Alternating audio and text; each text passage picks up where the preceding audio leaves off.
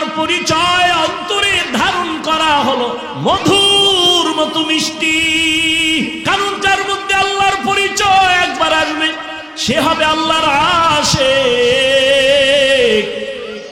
ও যুবক, তুমিও মুসলমান, আমিও মুসলমান।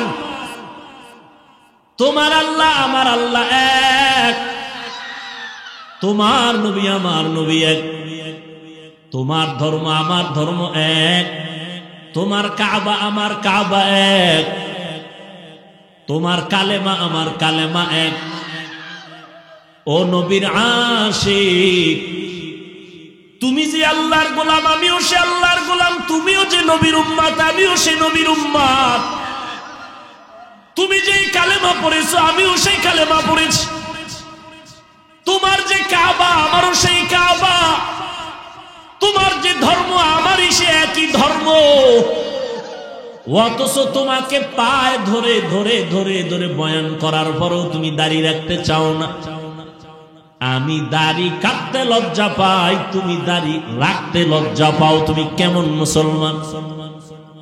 আমি টুপি মাথায় না দিলে লজ্জা লাগে, তুমি মাথায় টুপি দিতে লজ্জা লাগে। তুমি কেমন মুসলমান? কারণ কিয়ামতের ময়দানে সূর্যের গরম বড় কঠিন। মানুষগুলো পুরুষ নারী সব উলঙ্গ দাঁড়াবে হাসরের মাঠে। সূর্যের গরমে মাথার মগজগুলো টাস টাস করে ফেটে যাবে। জাহান্নামের আগুনের গরম, জমিনটা তামা হয়ে যাবে। নবীরা পর্যন্ত নাফসি নাফসি বলে কান্না করবেন। উম্মতেরা পাগলের মতো দৌড়াবেন। আল্লাহ পাক কহরিয়াতের আওয়াজ দিবেন, মারাত্মক আওয়াজ, রাগান্বিত আওয়াজ। লিমানিল মুলকুল ইয়াউম লিল্লাহিল ওয়াহিদিল কাহ্হার। আল্লাহ পাক যখন কুদরতি আওয়াজটা রাগান্বিত হালাতে দিবেন, আজকের দিনের রাজত্ব কার বলিয়া হাসরের ময়দানটা থর থর থর থর করে কেঁপে উঠবে। নবীরা পর্যন্ত গুনাহ নাই কিন্তু কান্না শুরু করবেন। মুসা নবী কাঁদবেন, আল্লাহ আমার উপায় কি হবে? ঈসা নবী কান্না করবেন, আমার কি উপায় হবে? ইব্রাহিম নবী কান্না করবেন, আমার উপায় কি হবে? আদম নবী কান্না করবেন, আমার কি উপায় হবে? নূহ নবী কান্না করবেন, আমার কি উপায় হবে? আল্লাহর নবী আম্মা জান আয়েশাকে বলেন, ও আয়েশা, কিয়ামতের দিন উম্মতেরা পাগলের মতো দৌড়ায়, কোন নবী তাদের একটু সান্ত্বনাও দেয় না। এই উম্মতরা ঘুরতে ঘুরতে ঘুরতে ঘুরতে আমার কাছে দৌড়াইবে। আম্মা জান আয়েশা বলে, নবী আপনাকে কোথায় তারা পাবে? নবী বলেন, আমি আমার মাওলার সামনে মাকামে মাহমুদে সেজদায় পড়ে কাঁদবো। সমস্ত নবীরা নিজেদের জন্য কান্না করবেন। আদম নবী বলবেন, আল্লাহ আমাকে বাঁচাও। মুসা নবী নিজের চিন্তায় কাঁদবেন।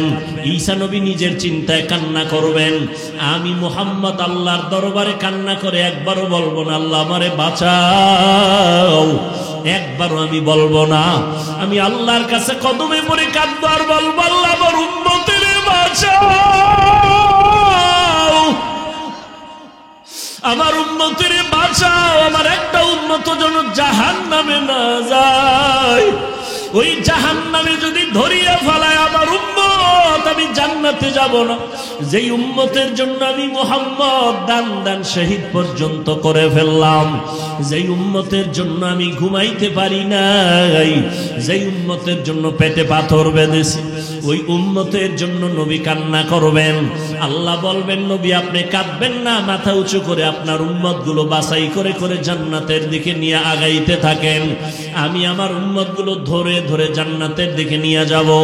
আম্মা জান আয়েশা রাদিয়াল্লাহু আনহা বলেন, নবী কোটি কোটি কোটি কোটি হাজার কোটি মানুষের ভিতর আপনার উম্মত চিনবেন কি করে?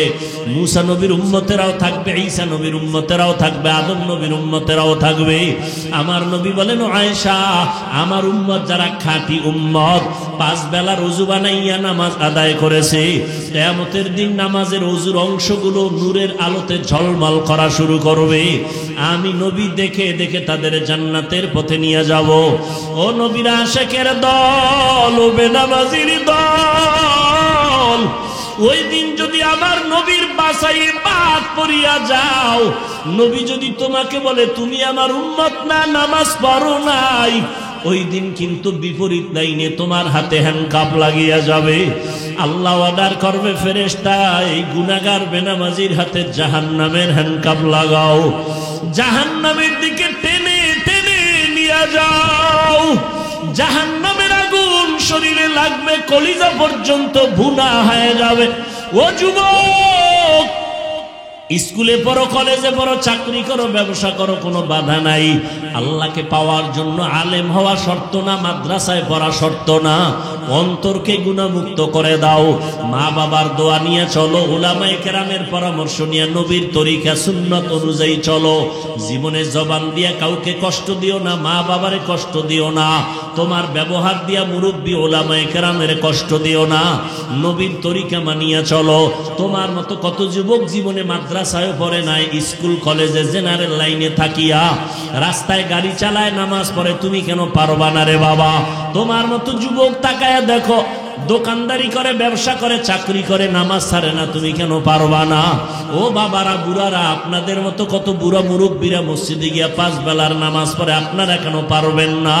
ও পর্দার আড়ালের আম্মা জান বোনেরা, আপনাদের মতো কত মা, কত বোনেরা মোবাইলে সময় নষ্ট করে না, স্বামীর মাল নষ্ট করে না, 5 ওয়াক্ত নামাজ পড়ে, স্বামীর মাল হেফাজত করে, নামাজ পড়ে, কান্না করে, সন্তানগুলোকে আদর্শওয়ালা বানানোর জন্য চেষ্টা করে। ও বাবারা, যুবকরা তওবা করে নাও। জীবনে তো কম নামাজ ছাড়ো নাই, বেপরদায় কম চলো নাই, মনের চাহিদা পূরণে গুনাহ কম করো নাই। আজকে থেকে আল্লাহকে মনে মনে ডাকো আর বলো, হে মালিক, জীবনে তো বহু অন্যায় করেছি, আমার অন্যায়ের খবর মা বাবা আত্মীয় স্বজন কেউ জানে না। আজকে থেকে তওবা করে নিলাম, মরিয়া গেলে যাব, হায়াতের মালিক তুমি, ইজ্জতের মালিক তুমি। আর নামাজ ছাড়বো না, দাড়ি কাটবো না, বেপরদায় চলবো না, মা বাবারে কষ্ট দিব না, নবীজির তরিকা সুন্নাত মানিয়া উলামায়ে কেরামের পরামর্শ নিয়ে চলবো। আলহামদুলিল্লাহিল্লাযী জাআলাশ শামসা ওয়াল কমারা বিহিসবান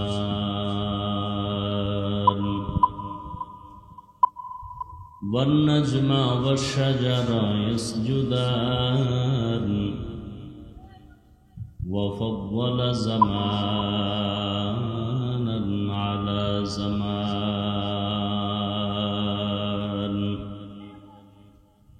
كما فضل مكانا على مكان وإنسانا على إنسان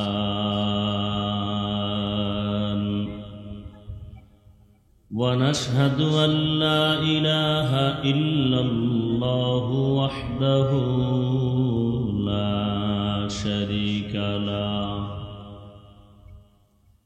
لا ضد له ولا ند له ولا مثل له ونشهد أن سيدنا وسندنا وحبيبنا وحبيب ربنا وطبيب قلوبنا ومولانا محمدا عبده ورسوله أرسله بالحق بشيرا ونذيرا وداعيا إلى الله بإذنه وسراجا منيرا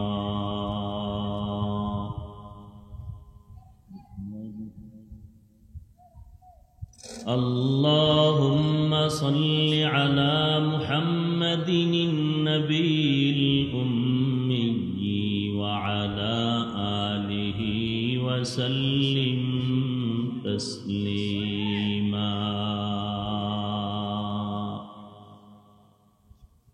وبعد فأعوذ بالله من الشيطان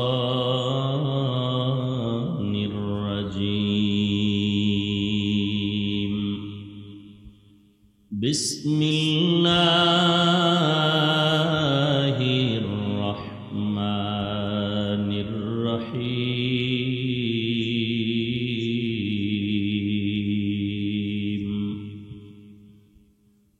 ولنبلونكم بشيء من الخوف والجوع ونقص من الأموال والأنفس والثمرات وبشر الصابرين.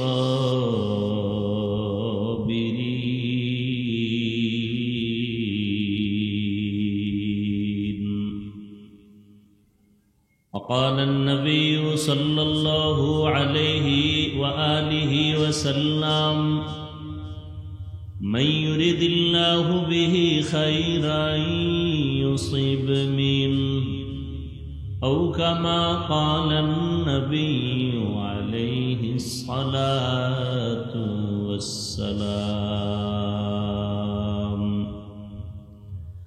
صدق الله مولانا العظيم وصدق رسوله النبي الأمي الكريم ونحن على ذلك من الشاهدين والشاكرين والذاكرين والحمد لله رب العالمين. سبحانك لا علم لنا إلا ما علمتنا إنك أنت العليم الحكيم. رب اشرح لي صدري ويسر لي أمري واحلل عقدة من لساني يفقه قولي. निगाह मुमिन से तो बदल जाती है तकदीर, निगाह मुमिन से तो बदल जाती है तकदीर. ये बंदा की कुव्वत नहीं कुदरत का इशारा, ये बंदा की कुव्वत नहीं कुदरत का इशारा.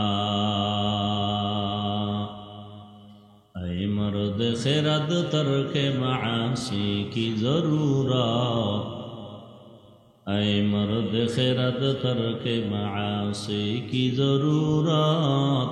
अब सोहबत सालेह की सवा कोई नहीं चारा, अब सोहबत सालेह की सवा कोई नहीं चारा. मरदूद है पीछे हमें खबर नहीं लेकिन, मरदूद है पीछे हमें खबर नहीं लेकिन. एक वक्त में हालाक जो अमाल है सारा, एक वक्त में हालाक जो अमाल है सारा. আলহামদুলিল্লাহ, আল্লাহ পাকের শুকর। আজকের এই সুন্দর আয়োজন, সময় পরামর্শ অর্থ দিয়ে দোয়া করে উপস্থিত হয়ে মাইক লাইট প্যান্ডেলের ব্যবস্থাপনার মাধ্যমে সহযোগিতা যারা করেছেন, এলাকার যুবক বৃদ্ধ ব্যবসায়ী শ্রমিক চাকুরিজীবী বিভিন্ন শ্রেণী পেশার মানুষ, জনপ্রতিনিধি, প্রশাসন, উলামায়ে হযরত, আইম্মায়ে মাসাজিদ, মাদ্রাসা কর্তৃপক্ষ, আল্লাহ পাক সবাইকে খেদমতের বরকতে দুনিয়াতে শান্তি, পরকালে চিরমুক্তির ব্যবস্থা করে দিন। যে আল্লাহ আমাদেরকে এত সুন্দর পরিবেশ, পৃথিবীর শ্রেষ্ঠ এক মজলিস, উলামায়ে আহলে হকের মজলিস, গুনাহ মাফের মজলিস, তওবা কবুলের মজলিস, এই বরকতি মজলিসে আল্লাহ আমাদেরকে কবুল করেছেন। নেয়ামতের শুকর আদায়ার্থে ঈমানের আওয়াজ উঁচু করে দিল থেকে জবান খুলে পড়ি আলহামদুলিল্লাহ। দরুদ ও সালাম সৈয়দুল মুরসালিন, রাহমাতুল লিল আলামিন, শফিউল মুজনিবিন, খাতামুন নবিয়্যিন, সৈয়দুস সাকালাইন, ইমামুল মুরসালিন, শফিউ আযম, রাসূল আকরাম, রহমত আলম, নবিয়ুল আরব আল আজম, হাবিব কিবরিয়া, আশরাফুল আম্বিয়া, সৈয়দুল আম্বিয়া, শফিয়ে মাহশর, সাকিয়ে কৌসর, আকায়ে নামদার, মদিনা কা তাজদার, আফতাব নবুয়ত, ফখরে মওজুদাত, সৈয়দুল মখলুকাত হযরত মুহাম্মদুর রাসূলুল্লাহ সাল্লাল্লাহু আলাইহি ওয়া আলিহি ওয়াসাল্লামের উপর সর্বোপরি শকর, যাদের অক্লান্ত পরিশ্রমে আজ আয়োজন, আল্লাহ পাক আমাদেরকে কবুল করেন। আশেপাশে যারা আছেন আল্লাহ সবাইকে কবুল করেন, যারা আসছেন আসতে পারেননি আল্লাহ পাক তাদেরকেও এর উত্তম প্রতিদান দান করুন। আজকের এই প্রোগ্রামের বরকতে এলাকায় শান্তি দান করেন, সমস্ত কবরদের আযাব মাফ করে দেন, আমাদের হায়াতে বরকত দান করেন, রুজি রোজগারে বরকত দান করেন। আল্লাহ পাক আমাদের দেশ শান্তির দেশ হিসাবে কবুল করেন, সারা দুনিয়ার মুসলমানদেরকে জালেমদের জুলুম থেকে হেফাজত করেন। উলামায়ে হযরত অত্যন্ত গুরুত্বপূর্ণ আলোচনায় রেখেছেন, আপনারা ধৈর্যের সাথে শ্রবণ করেছেন। উলামায়ে কেরামদের কথাগুলো সহি তরিকায় উম্মাহকে আমল করার তৌফিক দান করেন। উলামায়ে কেরামের ইজ্জতকে আল্লাহ বেশি বেশি বাড়ায় দেন। ফেসবুকে যারা আলেমদের বিরুদ্ধে লেখে আল্লাহ ওদের হেদায়াত দান করেন। আমি আপনাদের দোয়া নেওয়ার জন্য হাজির হয়েছি। সংক্ষিপ্ত আলোচনার জন্য কোরআনে হাকিমের এক আয়াতে কারিমা তিলাওয়াত করেছি, নবীজির হাদিস থেকে একটি হাদিস পড়েছি। আয়াত হাদিসের আলোকে ইখলাস ও রুহানিয়তের সমন্বয়, সহি নিয়তে, সহি তরিকায় সহি কিছু কথা ইখলাসের সাথে বলার মতো, শুনবার মতো আমাকে আপনাদের সকলকেই দয়াময় রব্বুল আলামিন তৌফিক দান করেন। وَلَنَبْلُوَنَّكُمْ بِشَيْءٍ مِّنَ الْخَوْفِ وَالْجُوعِ وَنَقْصٍ مِّنَ الْأَمْوَالِ وَالْأَنفُسِ وَالثَّمَرَاتِ। আল্লাহ বলেন মুমিনদেরকে, আমি আল্লাহ মুমিনকে পরীক্ষা করবই করব, ভয়ের মাধ্যমে, ক্ষুধার মাধ্যমে, সম্পদের কোরবানির মাধ্যমে, জানের কোরবানির মাধ্যমে, ফলের ঘাটতির মাধ্যমে, অবাশশিরি সাবিরিন, সুসংবাদ সাবিরিনদের জন্য। নবীজি বলেন মাইয়ুরিদিল্লাহু বিহি খাইরান ইউসিবনিন, আল্লাহ যাকে বেশি পছন্দ করেন, ভালোবাসেন, তাকে মুসিবতের পরীক্ষা নেন। তাহলে বোঝা গেল আয়াত হাদিসের তরজমার মাধ্যমে দুনিয়াটা পরীক্ষার হল, এবং আল্লাহ মুসিবত দিয়ে পরীক্ষা নিবেন কাদেরকে? মুমিনদেরকে। কোন বেঈমানকে আল্লাহ মুসিবত দিবেন বলেন নাই, বলছেন আমি মুমিনকে মুসিবত দিয়ে পরীক্ষা নিব। আর এই মুসিবতে পাশ করবে তারা যারা সওয়াবের হবে, সাবিরিন, ধৈর্য ধারণকারী হবে, এদের জন্য সুসংবাদ। তাহলে মুসিবত আসাটা যেমন একদিকে একটা বিপদ, কিন্তু অন্যদিকে আল্লাহর নেয়ামত। এজন্য আমাদের আকাবিরিন মুরব্বী যারা, অনেক ক্ষেত্রে মুসিবত আসলে আল্লাহ দোয়া শিখাইছেন কোরআন শরীফে যে ইন্না লিল্লাহি ওয়া ইন্না ইলাইহি রাজিউন পড়ো। ইজা আসাবাতহুম মুসিবাহ ক্বালু ইন্না লিল্লাহি ওয়া ইন্না ইলাইহি রাজিউন। মুসিবত আসলে এই দোয়া পড়ার জন্য আল্লাহ বলেছেন। কিন্তু আমাদের মুরব্বী আল্লাহ ওয়ালা যারা মাঝে মাঝে আলহামদুলিল্লাহ বলতেন মুসিবতে পড়ে। কেন? তাদের খেয়াল আসলে আল্লাহ তো মানুষ বিচার করে উপরের অবস্থা দেখে, আল্লাহ বিচার করেন কলব দেখে। মানুষ বিচার করে জাহিরি হালাতের উপরে, আল্লাহ বিচার করেন কলবের হালাত, যেটা ধরা যায় না, দেখা যায় না। আপনার অন্তরে কাউকে ছোট করার নিয়ত নাই, কিন্তু কথা বলতে গিয়ে আপনি পেঁচায় ফেলছেন, এমন কথা বের হয়ে গেছে যেটা আপনার অন্তরে ছিল না। আপনার গুনাহ করার ইচ্ছা নাই, কিন্তু এমন কথা আপনি পেঁচে পড়ে বলে ফেলছেন যেটা গুনাহ হয়ে গেছে। শুধু মুহাম্মদ রসুলের কারণে আল্লাহ ওয়াদা করেছেন, যদি মুহাম্মদের উম্মতরা ভুলে, ইচ্ছা নাই, ভুলে গুনাহ করে ফেলে, অগ্রিম মাফ। আরো আস্তে করে বলেন, কি মাফ? অগ্রিম ক্ষমা। আজকে গাড়িতে বসে হাদিস দেখলাম, নবীজি বলেন তোমরা 7টা মারাত্মক গুনাহের থেকে বাঁচো, তাহলে লাভ কি? বিনিময় আল্লাহ তোমাদেরকে ভিন্ন গুনাহ থেকে মাফ করে দেবেন। যেমন শিরিক একটা মারাত্মক গুনাহ, এর থেকে যদি তুমি বেঁচে থাকো, এই গুনার নাম কবিরা গুনাহ। ভিন্ন হাদিস আবু সাঈদ খুদরি রাদিয়াল্লাহু তাআলা আনহু থেকে বর্ণিত, নবীজি বলেন, কোন মানুষ যদি এক জুমা থেকে জুমার নামাজ আদায় করে, একটা জুমা পড়ে, রমাজান মাসে রোজা রাখে, তাহলে এক জুমা থেকে ভিন্ন জুমা পর্যন্ত আল্লাহ পাক, ভিন্ন জুমা পড়ে নাই, প্রথমটা পড়ছে, সামনেরটা পড়বে, এখনো নিশ্চিত না, ওই জুমা পর্যন্ত আল্লাহ ওর যত গুনাহ হতে পারে সব মাফ। এক রমাজান থেকে ভিন্ন রমাজান পর্যন্ত যদি রোজা রাখে, তাহলে আল্লাহ এই পুরা বছরে যত অপরাধ করে ফেলবে সব মাফ। তবে কবিরা গুনাহ যদি না করে, কারণ কবিরা গুনাহ তওবা ছাড়া মাফ হয় না, তওবা করতে হয়। আর তওবা আল্লাহ মাফ চাইলেন মাফ করে দাও না, ওই তওবা না। তওবার জন্য অনেকগুলো শর্ত আছে, এর মধ্যে মূল 3টা শর্ত। প্রতিজ্ঞাবদ্ধ হওয়া, মরিয়া গেল ওই গুনাহ করব না। লজ্জিত হওয়া আল্লাহর কাছে বিনয়ের সাথে, যে আল্লাহ ভুল করেছে আর করব না, মাফ করে দাও। এবং কান্না করা, আল্লাহ পাক এইরকম যদি তওবা করে মাফ করবে। আর এই তওবা ছাড়া কবিরা গুনাহ মাফ হবে না। যেমন মিথ্যা বলা কবিরা গুনাহ, কারো হক নষ্ট করা কবিরা গুনাহ। কারো হক নষ্ট করা মানে কারো দোকান থেকে আপনি একটা মাল নিয়ে গেছেন, এটা না। একজনার আপনি একটা কথা বলে তার সম্মানকে নষ্ট করেছেন, এটাও তার হক নষ্ট করার অন্তর্ভুক্ত। এই হকের মধ্যে বহু হক আছে, প্রধানত এটা 2 ভাগে বিভক্ত। একটা আল্লাহর হক আর বান্দার হক। আল্লাহর হক সহজ, আদায় করেন নাই, আল্লাহ মুহূর্তে মাফ করে দিবেন। যেমন আল্লাহর হক, নামাজ পড়েন, রোজা রাখবেন, রাখেন নাই, ভুলে বা শয়তানের ধোকায়, আপনি 50 বছরও যদি এই হক আদায় না করেন, তওবা করবেন, জীবনের সব গুনাহ মাফ।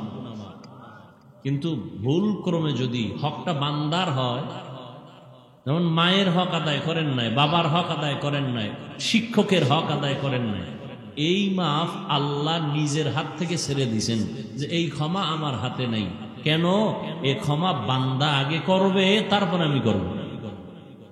অতএব যারা শিক্ষকের হক নষ্ট করে, বেয়াদবি করে, শিক্ষক ক্ষমা না দেওয়া পর্যন্ত আল্লাহ ক্ষমা দিবেন না।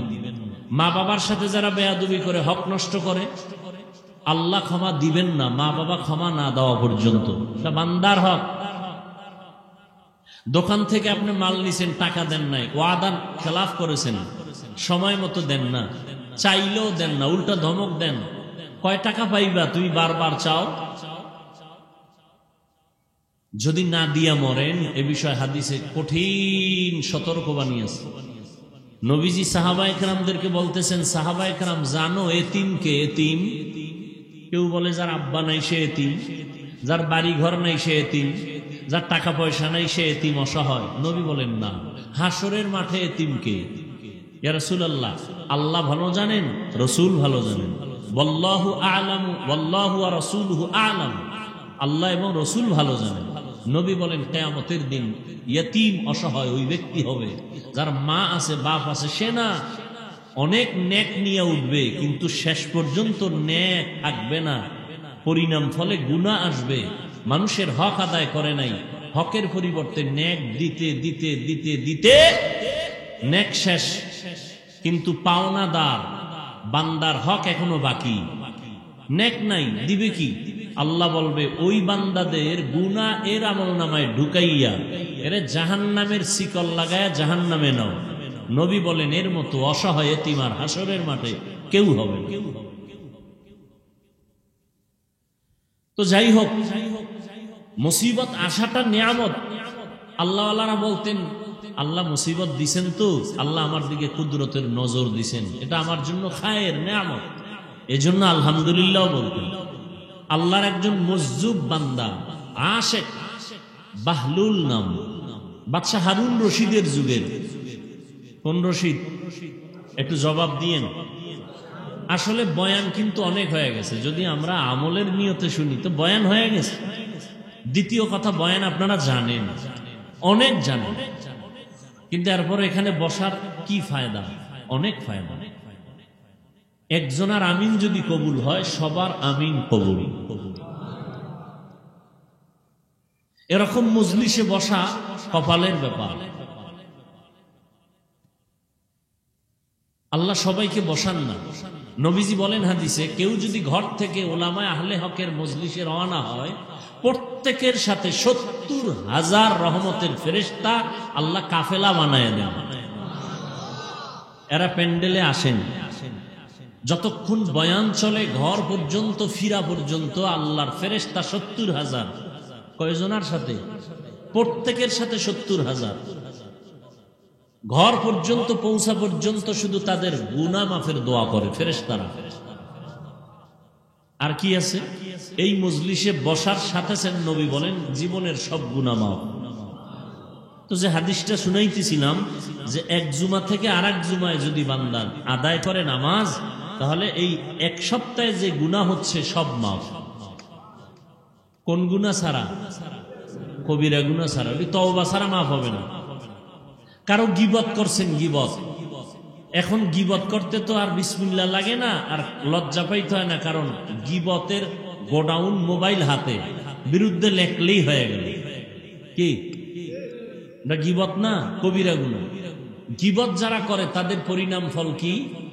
ওয়াইলুল লিকুল্লি হুমাযাতিল লুমাযা আল্লাযী জামাআ মালান ওয়া আদ্দাদা ইয়াহসাবু আন্না মালাহু আখলাদা।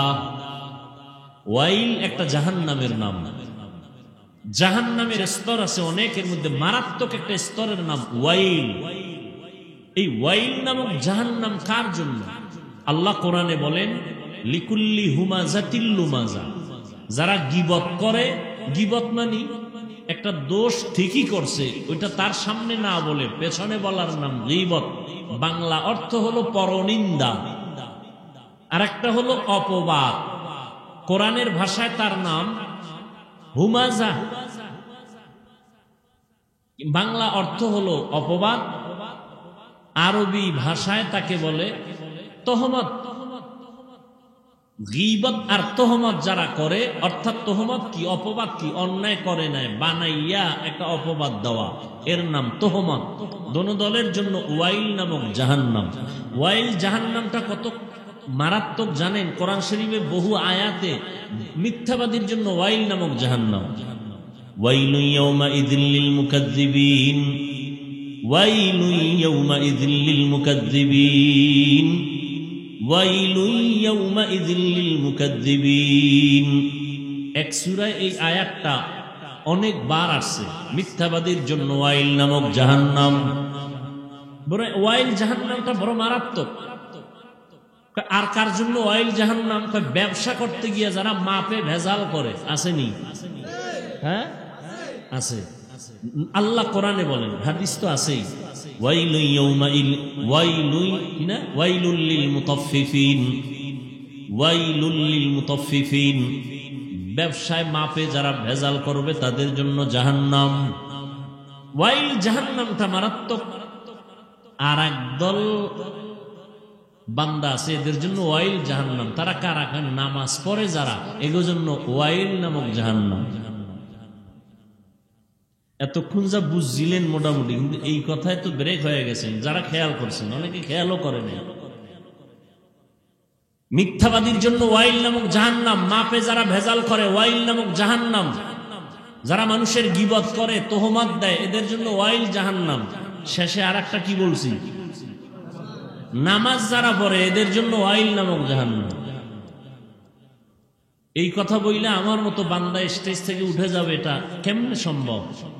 নামাজ পড়লে জাহান্নামে যাবে, এটা কেমন কথা? আল্লাহ সুন্দর করে বলেন, আরাআইতাল্লাযী ইউকাযযিবু বিদ্দীন ফাযালিকাল্লাযী ইয়াদউল ইয়াতীম ওয়া লা ইয়াহুদ্দু আলা তাআমিল মিসকিন। পরের আয়াত পড়েন আপনারা। মুসল্লি, মুসল্লি কারে কয়? যারা নামাজ পড়ে। আল্লাহ কয় ফাওয়াইলুন লিল মুসল্লিন, মুসল্লিদের জন্য ওয়াইল নামক জাহান্নাম। এই যারা নামাজ পড়েন মুসল্লি, স্পষ্ট, এখানে কোনো ভেজাল নাই। ওয়াইল নামক জাহান্নাম যারা নামাজ পড়ে মুসল্লি, এদের জন্য। বলে কেমন মুসল্লি? চিন্তা করেন, আল্লাহ কোরআনে ভিন্ন আয়াতে চ্যালেঞ্জ দিছেন, নামাজ মানুষকে গুনাহ থেকে বাঁচাবে, বিনা হিসাবে জান্নাত দিবে। কোরআনের আয়াত, ইন্নাস সালাতা তানহা আনিল ফাহশাই ওয়াল মুনকার। আবার কোরআনের এই সূরা আপনারা মুখস্থ অনেকেই পারেন। আল্লাহ বলেন ওয়াইল নামক জাহান্নাম মুসল্লিদের জন্য, নামাজীদের জন্য। এখানে কোনো আলাদা ব্যাখ্যা নাই। এই আয়াতের ব্যাখ্যা যেটা, এটাই মুসল্লি নামাজির জন্য ওয়াইল নামক জাহান্নাম। তবে ব্যাখ্যা হইল পরের আয়াত। কোন মুসল্লি? যে মুসল্লি নামাজ পড়ে সুদ খায়, এরকম মুসল্লি আমার দেশে নাই। মুসল্লি নামাজ পড়ে মিথ্যা কথা কয়, মুসল্লি নামাজ পড়ে মানুষের হক নষ্ট করে, এরকম আসেনি? নামাজ পড়ে কেন? মানুষ যেন ভাবে আমি মুসল্লি, মানুষকে দেখাবার জন্য। আল্লাযীনা হুম ইউরাউন ফাওয়াইলুল লিল মুসাল্লিন আল্লাযীনা হুম আন সালাতিহিম সাহুন আল্লাযীনা হুম ইউরাউন ওয়া ইয়ামনাউনাল মাউন। এমন মুসল্লি মানুষের দেখানোর জন্য নামাজ পড়ে, নামাজ মনে চায় না, ঠেকে পড়ে, একায় পড়ে পড়ে। যেমন নির্বাচন আইলে অনেকে আবার নতুন করে নামাজ ধরে, বিপদে পড়লে আব্বা মইরা গেছে নামাজ ধরে ফেলাইছে, আম্মা জান মারা গেছে টুপি পড়ছে নামাজ ধরছে, 15 দিন পর নাই। এরকম মুসল্লি নাই। ফাওয়াইলুল লিল, এমন মুসল্লিদের জন্য ওয়াইল নামক জাহান্নাম। ওয়াইল জাহান্নামটা বড় মারাত্মক। এগুলো কবিরা গুনাহ, যা বলতেছি। শিরিক করা কবিরা গুনাহ, বউ তালাক দেওয়া জায়েজ, কিন্তু আল্লাহর কাছে একটা মারাত্মক অপছন্দনীয়। আল্লাহর কাছে মারাত্মক এক অপছন্দনীয় কাজ হলো তালাক দেওয়া। এখন ট্রেডিশন এমন হয়ে গেছে, বিয়া করে আর সারে, করে আর সারে। আছে না নেই? সব ভেজালের মূল গোড়ায় জিনিসটা কাজ করে, সেটা মোবাইল। মোবাইল আমিও চালাই, আল্লাহর কাছে দোয়া করি আল্লাহ মোবাইলের গুনাহের থেকে আমাদেরকে হেফাজত করেন। তাহলে মুসিবত ওই যে বাহলুল আল্লাহর আশেক বাদশাহ হারুন রশিদের যুগের। কোন রশিদ? বাদশাহ হারুন রশিদ বড় একজন আল্লাহওয়ালা। তার স্ত্রীর নাম জুবায়দা। যে স্ত্রী 100 কাজের মহিলা ছিল তার খাদেম, খাদেমা। কয়শো? কার? জুবায়দা খাতুন। কয়শো? অল টাইম জুবায়দা খাতুনের প্রাসাদে রাজার স্ত্রী রানী, তিনি কোরআনে হাফেজা, তার 100 নারী তার খাদেমা। 24টা ঘন্টা তাদেরকে সিরিয়াল করে দিয়েছেন, কাজের ফাঁকে ফাঁকে তুমি কোরআন পড়ো, এরপরে তুমি, এরপরে তুমি। 100 মহিলা কোরআন যদি ফাঁকে ফাঁকে পড়তো, 24টা ঘন্টার প্রত্যেক সেকেন্ড বিবি জুবায়দার ঘরে তেলাওয়াতের আওয়াজ চলতো। ও টাকাওয়ালারা, আপনাদের স্ত্রী আমার আম্মাজানদের কি হালাত, কাজের বুয়ার কি হালাত। বাদশাহ হারুন রশিদ স্বপ্ন দেখছেন একদিন জুবায়দা বাইতুল্লাহর পার্শ্বে দাঁড়ানো, কিছু অন্য মানুষ আইসা তার সাথে আলিঙ্গন করতেছে, খারাপ হালাতে, জেনার হালাত। কি হালাতে? এটা খারাপ না ভালো? খারাপ না? এই স্বপ্ন দেখে হুশ আছে? দেখছে কে? হাফেজা জুবায়দা। দেখা স্বপ্নের ব্যাখ্যা সবাই দিতে পারে না, যে দিতে পারে এর কাছে গেছে, লোক পাঠায় দিছে স্বপ্নের ব্যাখ্যা নিয়ে আসো। ব্যাখ্যা শুই না কয় জুবায়দার সান কপাল। কি কপাল? জুবায়দা এমন এক নারী, আল্লাহ তাকে এত পাওয়ার দিবেন, মক্কা নগরীতে আসবেন আর তার দ্বারা মক্কায় এমন খেদমত হবে কিয়ামত পর্যন্ত। এই জুবায়দার কিছু কাজের দ্বারা মক্কার হাজিরা এই খেদমতের অংশ নিয়ে জুবায়দা আজীবনের জন্য কবরে সওয়াব পাবে। মক্কা নগরীতে ড্রেন আছে, ড্রেন ড্রেন। মক্কার আরবি নামে তা ওই নামকরণ এখনো আছে। পাহাড়ের পাদদেশে নাম নহরে জুবায়দা। নাম কি? নহরে জুবায়দা। জুবায়দার নামে ড্রেন করা, মানুষ পানি পায় না, জুবায়দা গেল। কত টাকা লাগবে ড্রেন করে পানি দিতে, মানুষ যেন দিব্যি আরামে হাজিরা পানি পায়? হিসাবটা আমার মোবাইলে অবশ্য আছে। কত হাজার নিজের টাকা, বাদশা কিন্তু তার স্বামী, সরকারি 1 টাকাও খরচ করে নাই, নিজের টাকা দিয়া মক্কা নগরীতে বিশাল বড় ড্রেন করছে, মক্কার হাজিদের পানি পান করার ব্যবস্থা করেছে। এই জুবায়দা সেই নামে এখনো আছে সেই ড্রেন, সবাই জানে আরববাসী, নহরে জুবায়দা। 100 কাজের মহিলা, সব কোরআনে হাফেজা, নিজেও হাফেজা, 24 ঘন্টা কোরআন তেলাওয়াত, কাজ করে কোরআন তেলাওয়াত করে, কাজ করে কোরআন তেলাওয়াত করে। অর্থাৎ তার ঘরে 24 ঘন্টা কোরআনের তেলাওয়াত, আপনার ঘরে 24 ঘন্টা সিনেমার আওয়াজ, গানের আওয়াজ। ঠিক নেই? আল্লাহ হেদায়াত দান করুন। তো ওই যুগের একজন মজজুব আশেক বাহলুল নাম, ওই পাগলা আল্লাহর বড় আশেক। তুফান আসছে, তুফান, ঝুপড়ি ছোট ঘর, ধরে নেন দক্ষিণ থেকে বাতাস আসতেছে, উত্তরে ঘর ধাক্কা দিয়ে ফালায় দিতেছে বাতাস। বিবি বলে, ওই পাগলার বিবি, তুমি গিয়ে একটা কিছু খুঁটি বাঁশ দিয়ে ঠেকা দাও। কোন দিক থেকে? দক্ষিণ দিক থেকে। তুফান আসতেছে দক্ষিণ থেকে, ঠেক দিবে কোন দিক দিয়া? বাহলুল গিয়া উত্তরে না গিয়ে দক্ষিণ দিয়া ধাক্কাইতেছে। বউকায় ব্যাপার কি? আল্লাহর সাথে কোনোদিন বাহলুল পাল্লা দেয় নাই। আল্লাহ যেহেতু চায় উত্তরে ফালাইবে, আমিও আল্লাহর সাথে একমত। মাওলার আশেক দিল্লি, কোথায় কোথায়? ইন্ডিয়া। হ্যাঁ, আমাদের বাংলাদেশের আমগো বুকের উপর দিয়ে এখন ট্রেন চলে যাবে না ভারতে। আমরা এস্টাবলিশড হয়ে গেছি সারা দুনিয়ায়, না টাকা পয়সার দিক থেকে অনেক আগায় যাইতেছি। ভারত আমাদের বুকের উপর দিয়ে ট্রেন চালায় যাবে। দিল্লি শহরের শাহী জামে মসজিদ, বিশাল মসজিদ। আল্লাহ সবাইকে দেখার তৌফিক দান করে। যাইন মিয়া, কক্সবাজার যান, এখানে সেখানে যান, আড্ডা দেন। ওখানে গেলে ইমান বাড়ে, বেঈমানের ইমান নষ্ট হয়, মুমিনের ইমান কি? এই যে কক্সবাজারে যান, সিলেটে যান, জাফলং যান, মৌলভীবাজার যান, বিভিন্ন জায়গায় যান, আল্লাহর কুদরত দেখেন আর নামাজ পড়েন না। কি হবে এই সফর দিয়ে? শাহজালালের মাজার দেখতে গিয়া ঘুরে সারা সিলেট, দেখলে তো চোখে পানি আসবে, নামাজ ধরবে, খবর নাই। আল্লাহর কুদরত।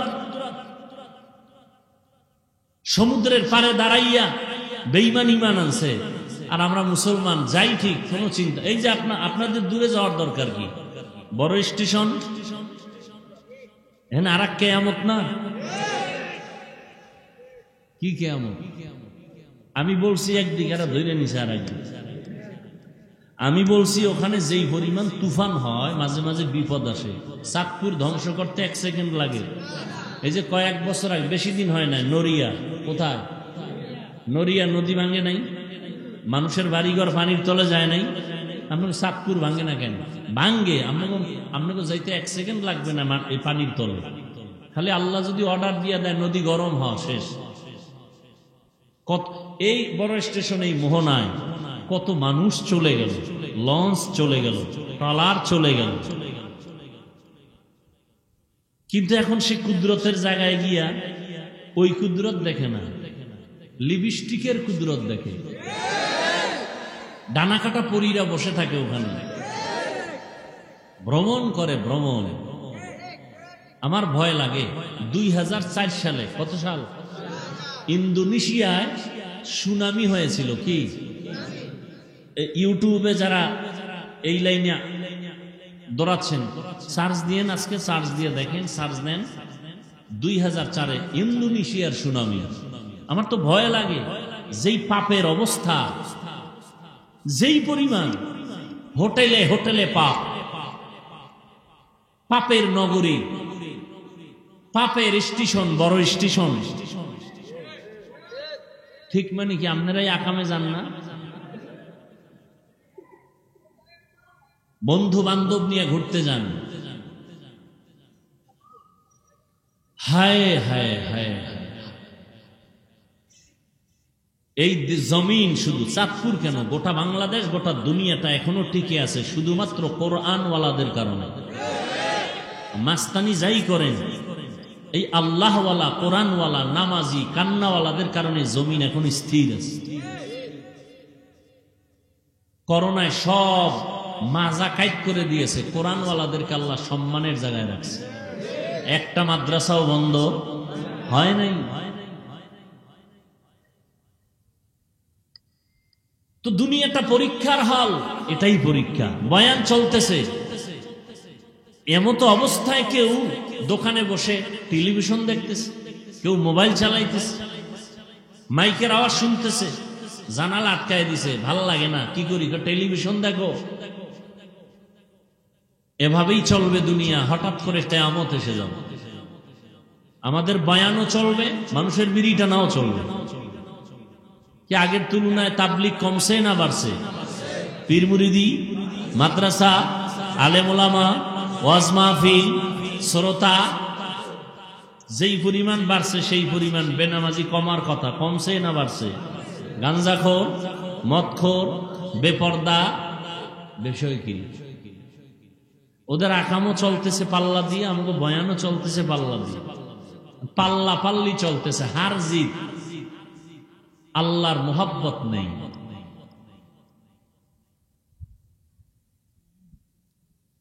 আল্লাহ আমাকে আপনাদের সবাইকে হেদায়েত দান করুন। পরীক্ষা মুসিবত আসবেই। কাদের জন্য পরীক্ষা? মুমিনের জন্য।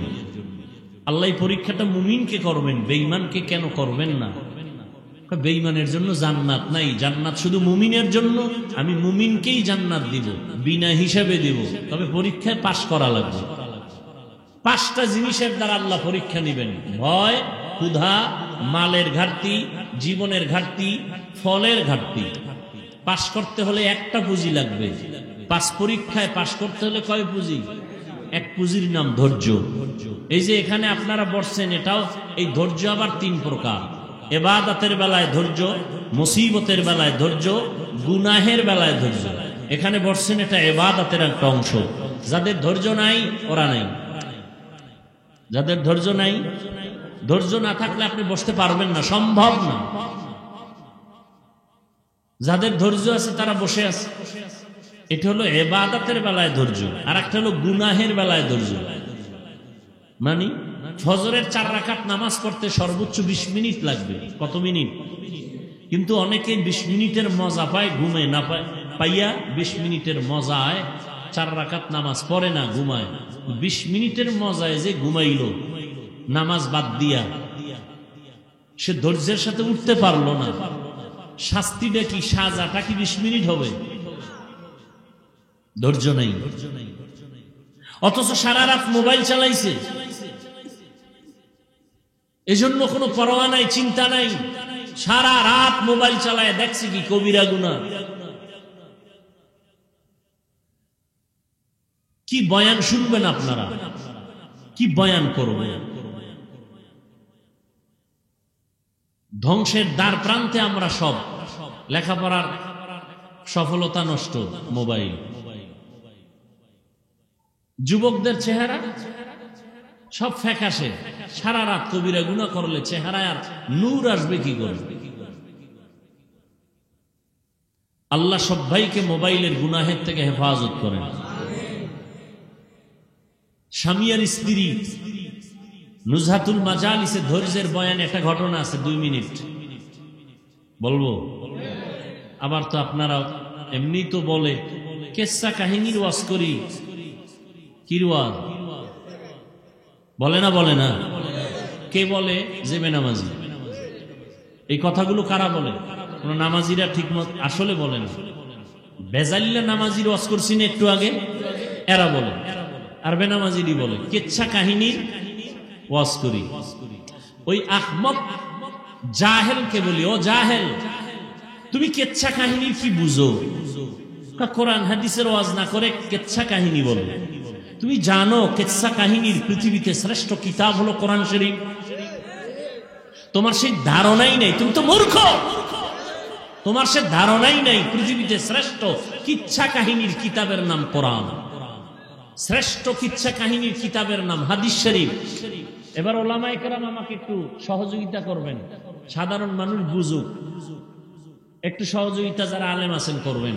কোরআন শরীফে গরুর কেচ্ছা নাই, বলেন সত্য কথা বলেন। হাতির কেচ্ছা নাই, মশার কেচ্ছা, বাঘের কেচ্ছা আছে, সাপের কেচ্ছা আছে কোরআন শরীফে, মাছির কেচ্ছা আছে কোরআন শরীফে, বাঘের কেচ্ছা, বহু কেচ্ছা কাহিনী, 2000-এর উপরে আয়াত আছে শুধু কেচ্ছা কাহিনী, কেচ্ছা কাহিনী, কেচ্ছা কাহিনী। আর আমরা তো ওই কেচ্ছাই বলি যেই কেচ্ছা উম্মতের শুনাইলে মানুষের দিল নরম হয়। আমরা তো সোনা বন্ধের কেচ্ছা বলি না, আমরা তো ওই কেচ্ছা শুনাই যেই কেচ্ছা শুনে মানুষ নামাজি হয়। তোমার বিরোধিতায় কি হয়েছে? তোমার কপাল পড়েছে, আর কিছুই হয়নি। কেন পড়েছে? আমি তো বলি, সারা বাংলাদেশে চ্যালেঞ্জ করে বলি, যারা আলেমদের বিরুদ্ধে বলে আর ফেসবুকে লেখে এরা মা বাবার অভিশপ্ত সন্তান, কোনো সন্দেহ নাই। মা বাবার অভিশপ্ত সন্তানেরাই আলেমের বিরুদ্ধে ফেসবুকে লেখে, ওর উপরে মা বাবার অভিশাপ, আল্লাহর লানত।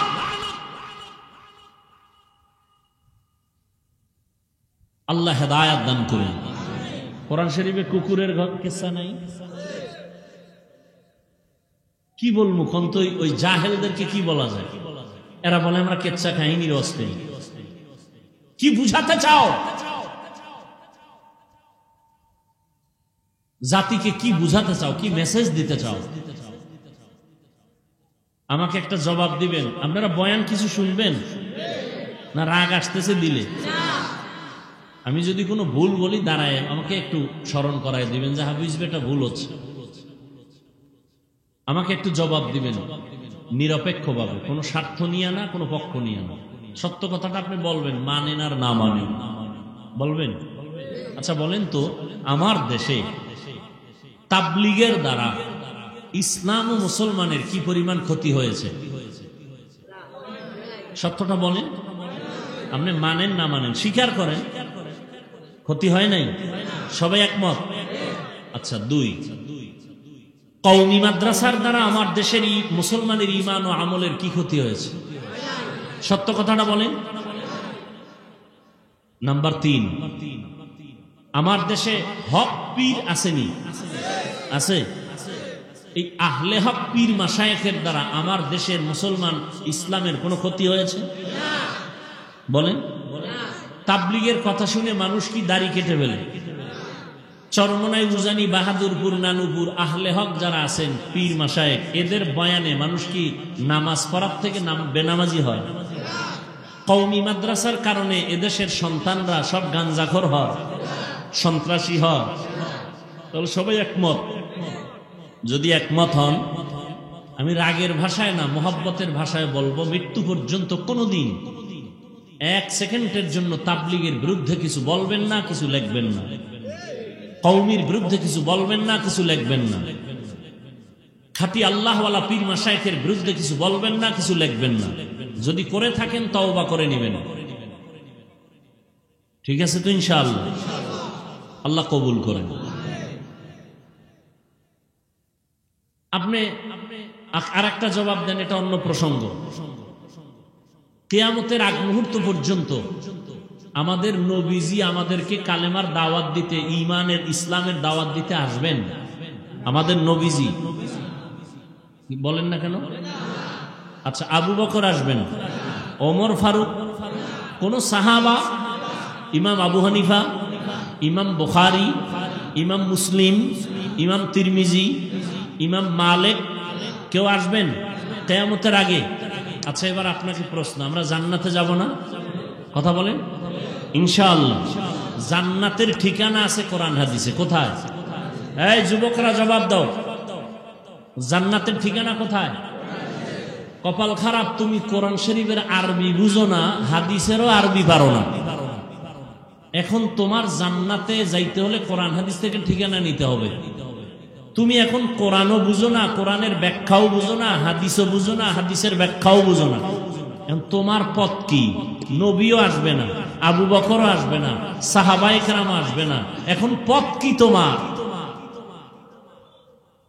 কি পথ? একটা পথ খোলা, উলামায়ে আহলে হকের পরামর্শ নিয়ে কোরআন সুন্নাহ অনুযায়ী চলা। কথা ঠিক? কিন্তু তুমি চায়ের দোকানে বইয়া মোছে তেল লাগায়া বলো আমি কোনো ওলিয়া উলিয়া মানি না, ব্যক্তি মানি না, মাযহাব মানি না, আমি কোরআন হাদিস মানি। তুমি কোরআনের আরবি বুঝো না, হাদিস বুঝো না। তুমি যদি বলো আমি কোনো ব্যক্তি মানি না, আমি কোনো মাযহাব মানি না, আমি কোনো ওলিয়া উলিয়া মানি না, আমি কোরআন হাদিস মানি, তুমি কোরআন হাদিস মানা কি জিনিস তুমি বুঝোই না, বুঝোই না কোরআন হাদিস মানা কি জিনিস। আমি তো সারা বাংলাদেশে কসম খাইয়া বলি, কসম খাইলে কথার গ্রান্টেড আরো বাড়ে। আল্লাহর কসম, জমিনে যারা বলবে আমরা ওলিয়া উলিয়া মানি না, এরা কোরআন শরীফ মানে না, বুখারী শরীফ মানে না, এরা বাতিল, এরা ভণ্ড। এদের যারা ভণ্ড স্বীকার করে না তারাও ভণ্ড। কথা বুঝাইতে পারছি? যারা বলে ওলিয়া উলিয়া মানি না, এরা কোরআন শরীফও কোন বুখারী শরীফও মানে না, এরা হক না বাতিল। এদের যারা বাতিল বলে না তারাও বাতিল। আল্লাহ হেদায়েত দান করুন। স্বামীকে একটু পরীক্ষাও করার নিয়ত, আসলে দিবা কদিন তালাক দাও, তালাক কি দাও? স্বামী বলে মরে গেল তালাক, বলে তুমি ওয়াদা করছো দিবা, দাও। দুইজনে হালকা তর্ক সমাধানের জন্য ওই যুগের নবীর কাছে রওনা। রাস্তার মাঝে গিয়া স্বামী বেচারা পইরা গিয়া পাও ভাঙছে, চিৎকার দিয়া কাঁদে আল্লাহ আমারে বাঁচাও। স্ত্রী কয় নবীর দরবারে যাব না, বাড়িতে চলো। বাড়িতে গিয়া স্বামীর হাত ধরে বলে আমি যে তালাক চাইছিলাম কথাটা ফিরাই নিলাম, মাফ করে দাও। স্ত্রী বলে চাইলে কেন? চাওয়ার পরে আবার ফিরাই নাও কেন? স্ত্রী বলে তুমি রসুলের হাদিস শুনাইছো না? কি মুসিবত? আল্লাহ যাকে ভালোবাসেন তাকে মুসিবত দিবেন। আমি যে তোমার ঘরে সংসার করছি এত বছর কোনো মুসিবত পাই নাই, তোমার কান্নাকাটি ছিল না, আহ শব্দ ছিল না। বুঝলাম যেখানে মুসিবত নাই ওখানে খোদার রহমত নাই, আমিও নাই, তালাক চাইছি। কিন্তু যখন রাস্তায় গিয়া পাও ভাঙছে, আল্লাহকে ডাকছো, কান্না আসছে, আহ শব্দ বের হয়েছে, আমি হাদিস অনুযায়ী ভেবে নিলাম রহমত নাজিল হয়েছে। যেখানে আল্লাহর রহমত আছে আমিও আছি। আর আমগো হালকা মুসিবতে পড়লে এলাকার কমিশনার থেকে গালাগালি শুরু করে খোদা পর্যন্ত যায়, ঠিক নেই? অথচ আল্লাহ বলেন অবশ্যই আমি মুসিবত দিয়া পরীক্ষা করবই করব। 5টা জিনিসের মাধ্যমে। পাশ করার জন্য পুঁজি লাগবে একটা, নাম কি বলেন? ধৈর্য। দাম কত? ধৈর্যের পরীক্ষা দিলেন ইব্রাহিম নবী ইসমাইলের ছুরির তলে নিয়ে। বাবারও যেমন ধৈর্য, সন্তানেরও তেমন ধৈর্য। আল্লাহ কয় যারা ধৈর্য ধারণ করার গুণটা অর্জন করবে আমি তাদের তো অনেকগুলো পুরস্কার দিব, তবে 2টা পুরস্কার দিব মারাত্মক কঠিন, বড়, দামি। একটা দুনিয়ায় আর একটা পরকালে। দুনিয়ারটা কি? আমি আল্লাহ তার বন্ধু হয়ে থাকব। সুবহানাল্লাহ আসে না? ইয়া আইয়ুহাল্লাযীনা আমানুস্তাঈনু বিস-সাবরি ওয়াস-সালাহ ইন্নাল্লাহা মা'আস-সাবিরিন।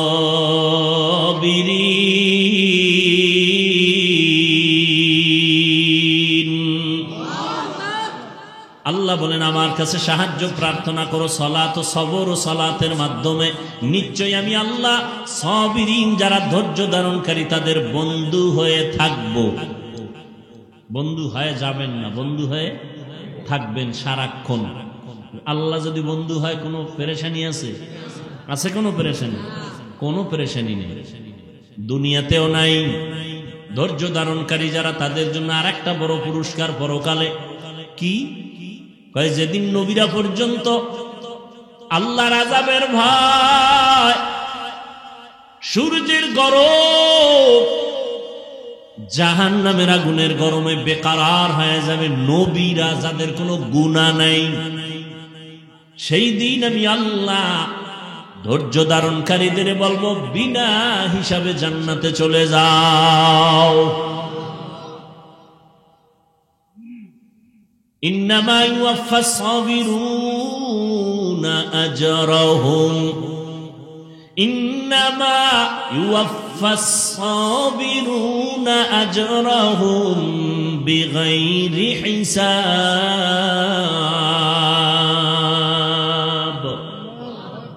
জান্নাত দিবেন বেগায়েরে হিসাব। জান্নাত চাইতো ইনশাআল্লাহ, হিসাব দিয়া না হিসাব ছাড়া?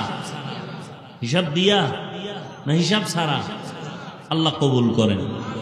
বেহেশত আযা কে আজারে নবাশত, কসে রাবা কসে করে নবাশো। আল্লাহ তাআলা বলেন, আমি 5টা জিনিসের দ্বারা পরীক্ষা নিব। পাশ করার জন্য একটা পুঁজি লাগবে। পুঁজির নাম কি? ধৈর্য। ধৈর্যটা হাদিস শরীফে নবী বলেন নিসফুল ঈমান, ঈমানের অর্ধেক হলো ধৈর্যের ভেতরে। ইয়া আইয়ুহাল্লাযীনা আমানুসবিরু ওয়া সাবিরু ওয়া রাবিতু ওয়াত্তাকুল্লাহা লাআল্লাকুম তুফলিহুন। ধৈর্যের উপরে মজবুত হয়ে থাকো। মুসিবতের বেলায় ধৈর্য, মুসিবত আসবেই, ধৈর্য হারা হওয়া যাবে না, পাগল হওয়া যাবে না। আল্লাহর উপরে স্মরণ করে ধৈর্যের সাথে মোকাবেলা করো, দোয়া করো, আল্লাহর কাছে কান্নাকাটি করো। আল্লাহ পাক মুহূর্তের মধ্যে তোমার ধৈর্যের পরীক্ষায় তোমাকে কামিয়াবি দান করবেন। গুনাহের বেলায় ধৈর্য, মুসিবতের বেলায় ধৈর্য। যদি এই ধৈর্য নিয়ে চলতে পারো, আমি আল্লাহ তোমাকে পাশ করায় দিব। পরীক্ষা 5টা জিনিসের মধ্যে প্রথম হলো ভয়।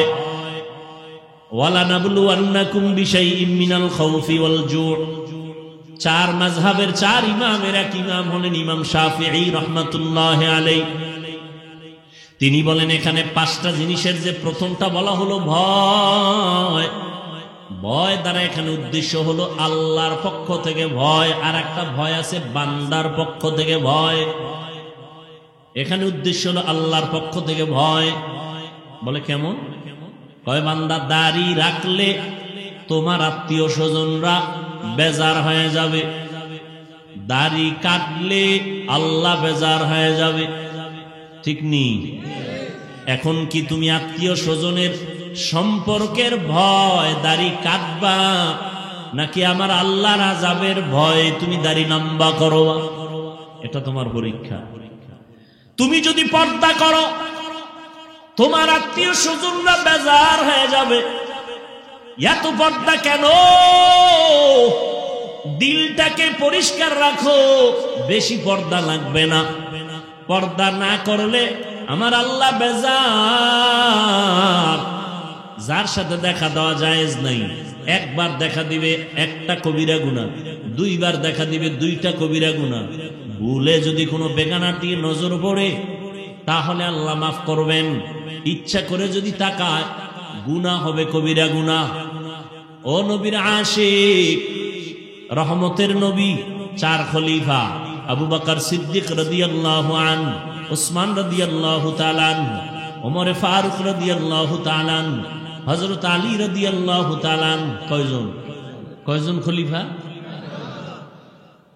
4 জন। আর সরদারকে রহমতের নবী, এরা গেছেন কলিজার টুকরা রসুলের কলিজার টুকরা কন্যা। নাম বলেন ফাতেমা। বাকিটাও বলেন রাদিয়াল্লাহু আনহা। মহিলা সাহাবিয়া, তাদের বেলায় কি বলতে হয়? রাদিয়াল্লাহু আনহা। আর পুরুষ সাহাবী যদি হয় রাদিয়াল্লাহু তাআলা আনহু। নবীজি সহ গেলেন কার ঘরে? ফাতেমা রাদিয়াল্লাহু আনহার ঘরে। ফাতেমা রাদিয়াল্লাহু আনহা মেহমানদারির জন্য একটা সুন্দর পেয়ালায় মধু দিয়েছেন। কি মধু মধু দিয়েছেন। 4 খলিফার সামনে রহমতের নবী বসে আছেন, মধু দিছে। ভালো না জিনিসটা? দিছে তার কন্যা, কলিজার মেয়ে, তাও সুন্দর একটা পেয়ালা, আকাশের চাঁদের মতো জিগজিগ করে। রসুল সামনে, হঠাৎ করে তাকায় দেখে পেয়ালার মধুর মাঝখানে একটা চিকন চুল। কি চুল? ছোট না, অনেক বড়। বড় চুলটা কাদের হয়? পুরুষের না? বর্তমানে বলা মুশকিল, কারণ পুরুষের চুলও তো মহিলাদের থেকে লম্বা, ঠিক নেই? স্টাইল মহিলাদের মতো পেছনে খোপা বাঁধে, আবার ভাব লয় এরা সাধক। কি হাদিস শরীফ স্পষ্ট, যেই পুরুষ মহিলার সাজে সাজবে, যেই মহিলা পুরুষের সাজে সাজবে, জাহান্নাম, জাহান্নাম, জাহান্নাম। এখন তো আবার ওদিকে গেলে তো আর এক ঝামেলা। কি জেন্ডার? মেয়েরা থাকবে আকার আকৃতিতে মেয়ে, কিন্তু ভাবটা দেখাবে পুরুষের মতো, ঠিক না? আর ছেলেরাও ওই ভাব ধরতেছে। মেয়েরা জিন্স, ছেলেরা প্যান্ট শার্ট পরে, এখন মেয়েরাও কথা বলে না, পরে। যাই হোক, চুল চিকন। নবীজি কয়, দেখছেননি আপনারা? ইয়া রাসূলুল্লাহ, দেখছি। কি? মধুর পেয়ালা। ভিতরে কিছু? নজর করে দেয়, হ্যাঁ দেখছি, একটা লম্বা চুল। এখান থেকে একটা মন্তব্য করেন তো এক একজনে। কি?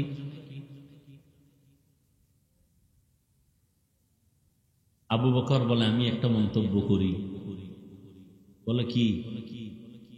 মানুষের ঈমান চমকদার পেয়ালার মতো, হ্যাঁ, আমল মধুর মতো মিষ্টি, আমল ইখলাস চুলের মতো চিকন, চুলের মতো চিকন। ওমরে ফারুক, আপনি একটা মন্তব্য করেন। ওমরে ফারুক বলেন, ইয়া রাসূলুল্লাহ, আমি একটা মন্তব্য করি। দুনিয়ার চেয়ারে বসাটা পেয়ালার মতো চমকদার, চেয়ারেও বইছে, খুব মজা। চেয়ারে বলে একটা ভাবই তো আলাদা। কি ভাব? আলাদা। মানুষের বিচার আচার করে, এখানেও একটা মজা আছে না নাই? ডানেও টাকা, বামেও টাকা। ইনসাফ ঠিক রাখা কির মতো কঠিন? চুলের মতো কঠিন। ওসমান রাদিয়াল্লাহু তাআলা আনহু বলেন, ইয়া রাসূলুল্লাহ, আমি একটা মন্তব্য করি। বলে, করেন। রহমতের নবী আমার, আল্লাহ পাকের কোরআন ও হাদিসের ইলম এ পেয়ালার মতো চমকদার। আমল করা, ইলম অর্জন করাটা মধুর মতো মজা, কিন্তু ইলম অনুযায়ী আমল কইরা আল্লাহ পাওয়া চুলের মতো বড় কঠিন। এত সুন্দর মজলিসটা কেমন মনে করেন? দেখছেননি? নবীজি মজা করতেছেন। নবীজি কি করতেছেন? মজা করতেছেন। খুব সুন্দর মজা। মজার মধ্য দিয়া হেদায়েতের আলো আসতেছে। কি আলো আসতেছে? আর আমগো মজার ভিতরে দিয়া গুনাহ আসতেছে। গুনাহ, মজা করি গুনাহ দিয়ে। নাউযু বিল্লাহি মিন যালিক। আল্লাহ হেদায়েত দান করুন। হযরত আলী আছে না নাই? নবী যদি অনুমতি দেন আমি একটা করি। হযরত আলী ডাক দিয়া এখন, ইয়া রাসূলুল্লাহ, দিন কায়েম, দুনিয়াতে দিন কায়েমের জিহাদে যাওয়া পেয়ালার মতো চমৎকার, ওই রাস্তায় শাহাদাতের পেয়ালা পান করা মধুর মতো মিষ্টি। কিন্তু আল্লাহর মোহাব্বত নিয়ে যুদ্ধের ময়দানে জীবনকে বিসর্জন দেওয়া চুলের মতো বড় কঠিন। ফাতেমা কা, আব্বা এত সুন্দর মজলিসে মতামত নিতেছেন, আমার একটা নিবেন না? নবী বলেন, মা তুমি বলো, তোমারটাই তো নিতে আসছি, বলো। ফাতেমা রাদিয়াল্লাহু আনহা বলেন, ওরে আব্বা জান, রহমতের নবী আমার, আমি তো নারী হিসাবে নারীদের বিষয়টাই জানি। বলে কি? কয় নারীদের পর্দা করা পেয়ালার মতো চমৎকার, পর্দা রক্ষা করিয়া চলা, চেহারাটা পেয়ালার মতো চমৎকার, আর পর্দা জীবনে কায়েম করা, এটা হলো মধুর মতো মিষ্টি। কারণ যেই মেয়েটা হাত কাউকে দেখায় না, চেহারাটা কাউকে দেখায় না, ওর একটা ভেতরে পাওয়ার থাকে আলাদা, সতীত্ব নষ্ট করে না, এর পাওয়ার আলাদা। ফাতেমা বলেন, ইয়া রাসূলুল্লাহ, কিন্তু বেগানার নজর থেকে নিজেকে বাঁচাইয়া রাখা চুলের মতো কঠিন। বাদ আছে কে? কথা হয় না। নবী কয়, আমি একটা কইতাম না? নবী সবাই কয়, আপনি একটা তো কইবেন ইয়া রাসূলুল্লাহ। এর মধ্যে জিবরাইল আছে। জিবরাইল কয়, এত সুন্দর মজলিস চলতেছে, আমি কি কমু না? আমি কি বলবো নবী রাসূল? হ্যাঁ বলেন। জিবরাইল ডাক দিয়া বলেন, ইয়া রাসূলুল্লাহ, আমি বলতে চাই, আল্লাহ রাস্তায় চলবে, দ্বীনের উপরে চলাটা, দ্বীনের আলো নিয়ে চলাটা পেয়ালার মতো সুন্দর, এর উপরে আমল করাটা মধুর মতো মজা, আল্লাহর সন্তুষ্টি অর্জন করা হলো চুলের মতো কঠিন। জিবরাইল কয়, আমনে গো মজলিস দেখা আল্লাহও কিছু কইতে চাইছেন, আল্লাহও বলতে চান। আল্লাহ, নবী বলেন, আল্লাহ বলার আগে আমারটা বইল লই। নবী বলেন, আমি আল্লাহর মারিফত অর্জন করা পেয়ালার মতো চমৎকার, চমকদার, আর মারিফতের মজা অন্তরে জমা করার নাম মধুর মতো মিষ্টি। আল্লাহর পরিচয় লাভের নাম মারিফত। মারিফতটা পেয়ালার মতো চমৎকার, আর আল্লাহর পরিচয় অন্তরে ধারণ করা হলো মধুর মতো মিষ্টি। কারণ যার মধ্যে আল্লাহর পরিচয় একবার আসবে, সে হবে আল্লাহর আশিক। ও যুবক, তুমিও মুসলমান, আমিও মুসলমান, তোমার আল্লাহ আমার আল্লাহ এক, তোমার নবী আমার নবী এক, তোমার ধর্ম আমার ধর্ম এক, তোমার কাবা আমার কাবা এক, তোমার কালেমা আমার কালেমা এক। ও নবীর আশিক, তুমি যে আল্লাহর গোলাম, আমিও সে আল্লাহর গোলাম, তুমিও যে নবীর উম্মত, আমিও সে নবীর উম্মত। তুমি যে কালেমা পড়েছো, আমিও সেই কালেমা পড়েছি। তোমার যে কাবা, আমারও সেই কাবা। তোমার যে ধর্ম, আমারই সে একই ধর্ম। অথচ তোমাকে পায়ে ধরে ধরে ধরে ধরে বয়ান করার পরও তুমি দাড়ি রাখতে চাও না। আমি দাড়ি কাটতে লজ্জা পাই, তুমি দাড়ি রাখতে লজ্জা পাও। তুমি কেমন মুসলমান? আমি টুপি মাথায় না দিলে লজ্জা লাগে, তুমি মাথায় টুপি দিতে লজ্জা লাগে। তুমি কেমন মুসলমান? আমি আল্লাহর ঘর মসজিদে না ঢুকলে লজ্জা লাগে, তোমার মসজিদে ঢুকতে লজ্জা লাগে। তুমি কেমন মুসলমান? আজকে তো হিন্দুদের যদি এত কষ্ট করে বয়ান করতাম, অনেক লাভ হতো। 6 মাসও লাগতো না, আমার দেশের হিন্দু বৌদ্ধ দল মদিনার আশেক হয়ে যেত ইনশাআল্লাহ। কিন্তু 12 মাস কুত্তার মতো দৌড়াই। সব আলেম ওলামারা না খাওন আছে, না ঘুম আছে, না সুস্থতা আছে। এত পেরেশানি করে পাও ধরে ধরে ধরে ধরে বয়ান করি। একবারও কিন্তু বলি নাই আমি 5 কল্লি টুপি মাথায় দিয়েছি তোমরাও দাও না হয় জাহান্নামে যাবা, একবারও বলি নাই।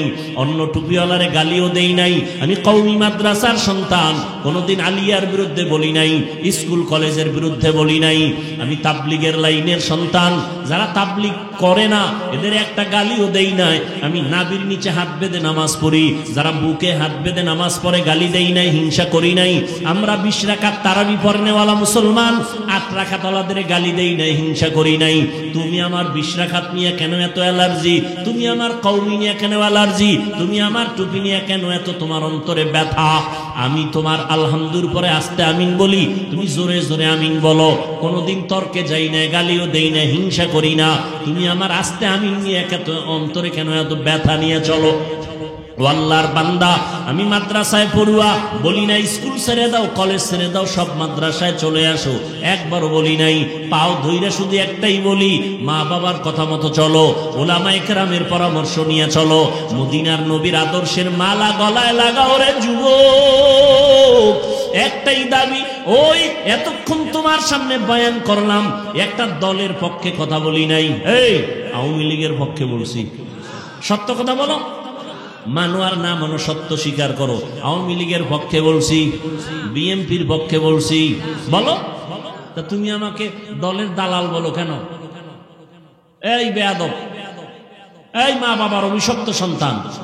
আমি চরমনের পক্ষে বলছি, তাবলিগের দালালি করছি, যে চরমনাই না করলে জাহান্নামী, তাবলিগ না করলে জাহান্নামী বলছি। তা তুমি আমাকে দালাল বলো কেন? তুমি কি বুঝো দালালে?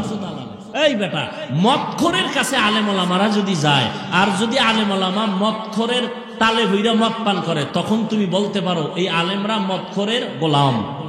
কিন্তু এমন যদি হয় আলেমরা যাওয়ার কারণে মদখোর হুজুরদের লাইনে টুপি পরছে, দাড়ি রাখছে, নামাজ পড়ে, বিএমপির সাথে ওলামায়ে কেরাম যাওয়ার কারণে যদি ইসলামের উপকার হয়, তো তুমি দালাল বলবো কেন? আওয়ামী লীগের কাছে হাটহাজারীর হুজুর গেছেন, কওমি মাদ্রাসার স্বীকৃতি নিছেন, ইসলামের দাবি পূরণের জন্য যদি যান, তুমি দালাল বলবা? কি পেয়েছো? এই বেয়াদবি, এই দুঃসাহস কে তোমাকে দিয়েছে? ক্লাস 5-এ পড়ে, আলিয়ায় দাখিল পড়ে, কওমি মাদ্রাসায় কাফিয়া শরহে বেকায়া পড়ে, এরকম কিছু বেয়াদব ফেসবুকে একজন বড় আলেমের নামে ফট করে লিখে দেয় দালাল। আল্লাহ হেদায়েত দান করুন। আল্লাহ, এরে যুবক, রহমতের নবী বলেন, আল্লাহর মারিফত অর্জন করা পেয়ালার মতো মজা। মারিফতের মজা যখন অন্তরে লাগবে তখন মধুর মতো মিষ্টি।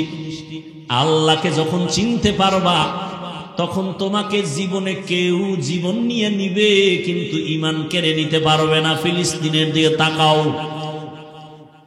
ইসরায়েলি জালেমের গোষ্ঠী ফিলিস্তিনের উপর আক্রমণ, বলে জমিন ছেড়ে দাও, বাইতুল মাকদিস আমাদের হাতে দাও। মুসলমান বলে, আল্লাহর জমিনে আছি, তোমাদেরটা খাই না, আল্লাহ রিজিক দেন, জীবনটা দিয়া দিব, কিন্তু আল্লাহর ঘর হেফাজতে পিছপা হব না। আল্লাহ 5টা জিনিসের দ্বারা পরীক্ষা নিবেন। 1 নাম্বার হলো ভয়। ভয় ভয় ভয়টা আবার 2 প্রকার, আল্লাহর পক্ষ থেকে ভয়, বান্দার পক্ষ থেকে ভয়। বুঝেননি? এই ভয়ের উপরে যদি আলোচনা করি আরো 1-1.5 ঘন্টা চলে যাবে, ছেড়ে দিলাম। এই ভয়টাকেই বলে তাকওয়া। قال النبي صلى الله عليه وآله وسلم اتق المحارم تكن أعبد الناس। রহমতের নবী বলেন, তোমরা গুনার হারাম অবৈধ জিনিস থেকে নিজেকে বাঁচাও, তো মানুষের কাছে, আল্লাহর কাছে দামি হয়ে যাবে। এই ভয়ের নাম তাকওয়া। যারা ভয়টা করবে তাদের নাম মুত্তাকি। আল্লাহ পাক রব্বুল আলামিন এই ভয় অন্তরে জমা করার কথা বলছেন। অর্জন করা লাগবে অন্য জায়গা থেকে, নিজে নিজে অর্জন করা যায় না। এই তাকওয়া যাদের অন্তরে থাকবে, আল্লাহ তাদেরকে দুনিয়াতে 6টা পুরস্কার দিবেন, পরকালে দিবেন 2টা। পরকালের প্রথম পুরস্কার বিনা হিসাবে জান্নাত, পরকালে দ্বিতীয় পুরস্কার হলো পর্দা ছাড়া ডাইরেক্ট আমার আল্লাহর সাথে হবে মোলাকাত। ডাইরেক্ট আল্লাহর সাথে মোলাকাত হবে। জিব্রাইলের মন্তব্যটা হইছে না হয় নাই? নবীরটা বাকির লোকারটা। আল্লাহ বলেন জিব্রাইল বলো, এত সুন্দর চমকদার মজলিসের মধ্যে আমি আল্লাহ একটা মত দিতে চাই। চার খলিফা আমার নবীর কলিজা ফাতেমা, আমার রহমতের বন্ধু রহমতের নবীরে জানায় দাও, জান্নাতটা কিন্তু পেয়ালার মতো চমকদার হবে, এত সুন্দর। আর জান্নাতের ভেতরের নাজ নিয়ামত হবে মধুর মতো মজা, এত মজা।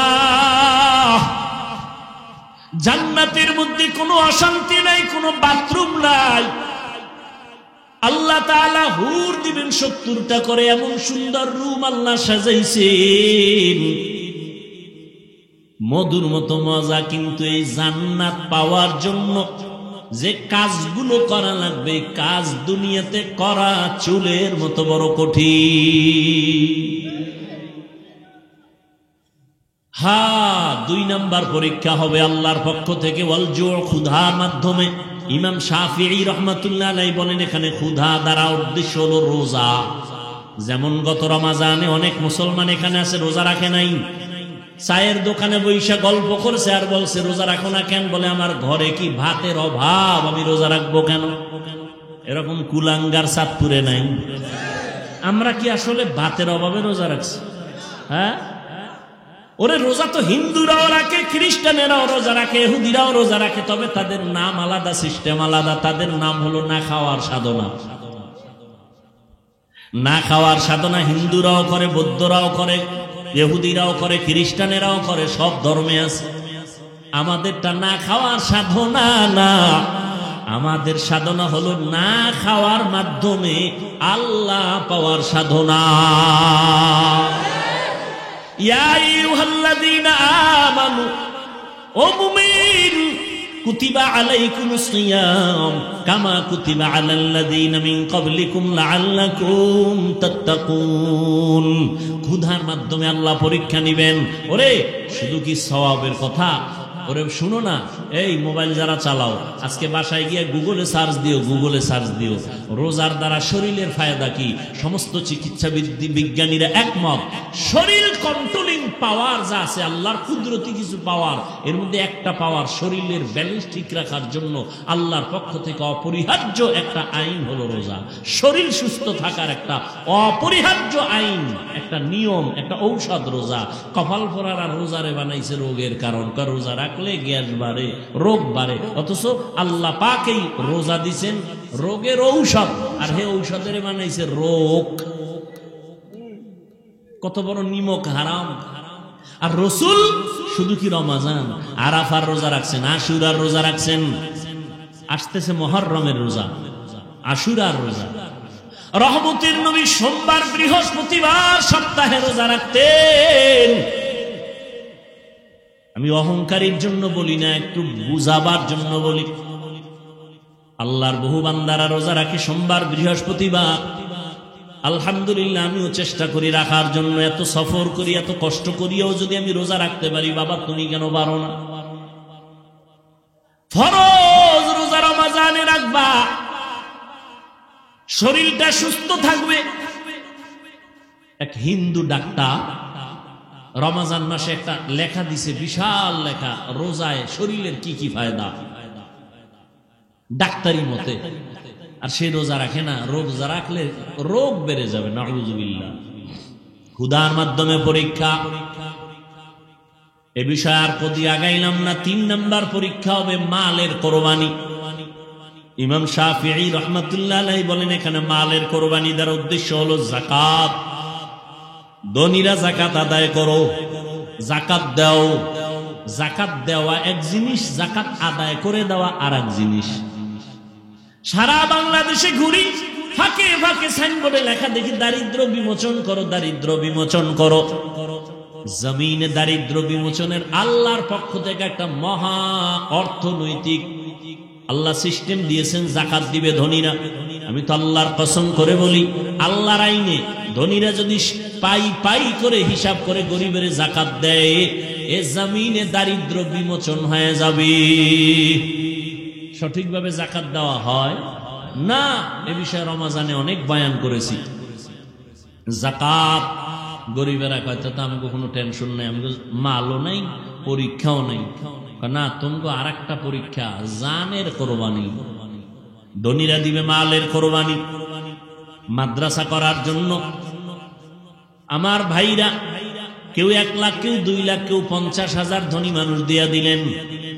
কিন্তু এখন ঘর উঠানো লাগবে, মাটি কাটা লাগবে, ইট দিয়া গাঁথনি দেওয়া লাগবে। এটা ধনী পারবে না, কয় গরিব তোমরাই খাটনি দাও, জানের কোরবানি দাও। মালের কোরবানি দিলাম আমরা, জানের কোরবানি দাও তোমরা। আল্লাহ সমাজটাকে ব্যালেন্স করে দিয়েছেন।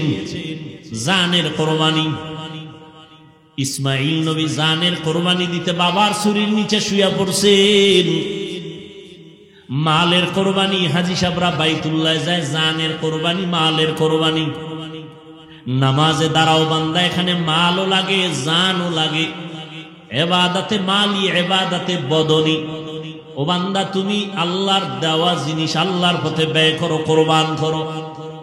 ইন্না সলাতি ওয়া নুসুকি ওয়া মাহইয়ায়া ওয়া মামাতি লিল্লাহ ওয়া মামাতি লিল্লাহি রাব্বিল আলামিন। 5 নাম্বার পরীক্ষা হলো ফলের মাধ্যমে, ওয়াসসামারাত। ইমাম শাফিঈ রাহমাতুল্লাহ আলাইহি বলেন, এখানে ফল দ্বারা উদ্দেশ্য হলো সন্তান। কারণ জমিনে যত মা আছে, মা, কোরআন শরীফে আল্লাহ তাদেরকে বলছে এরা ফসল উৎপাদনের ক্ষেত,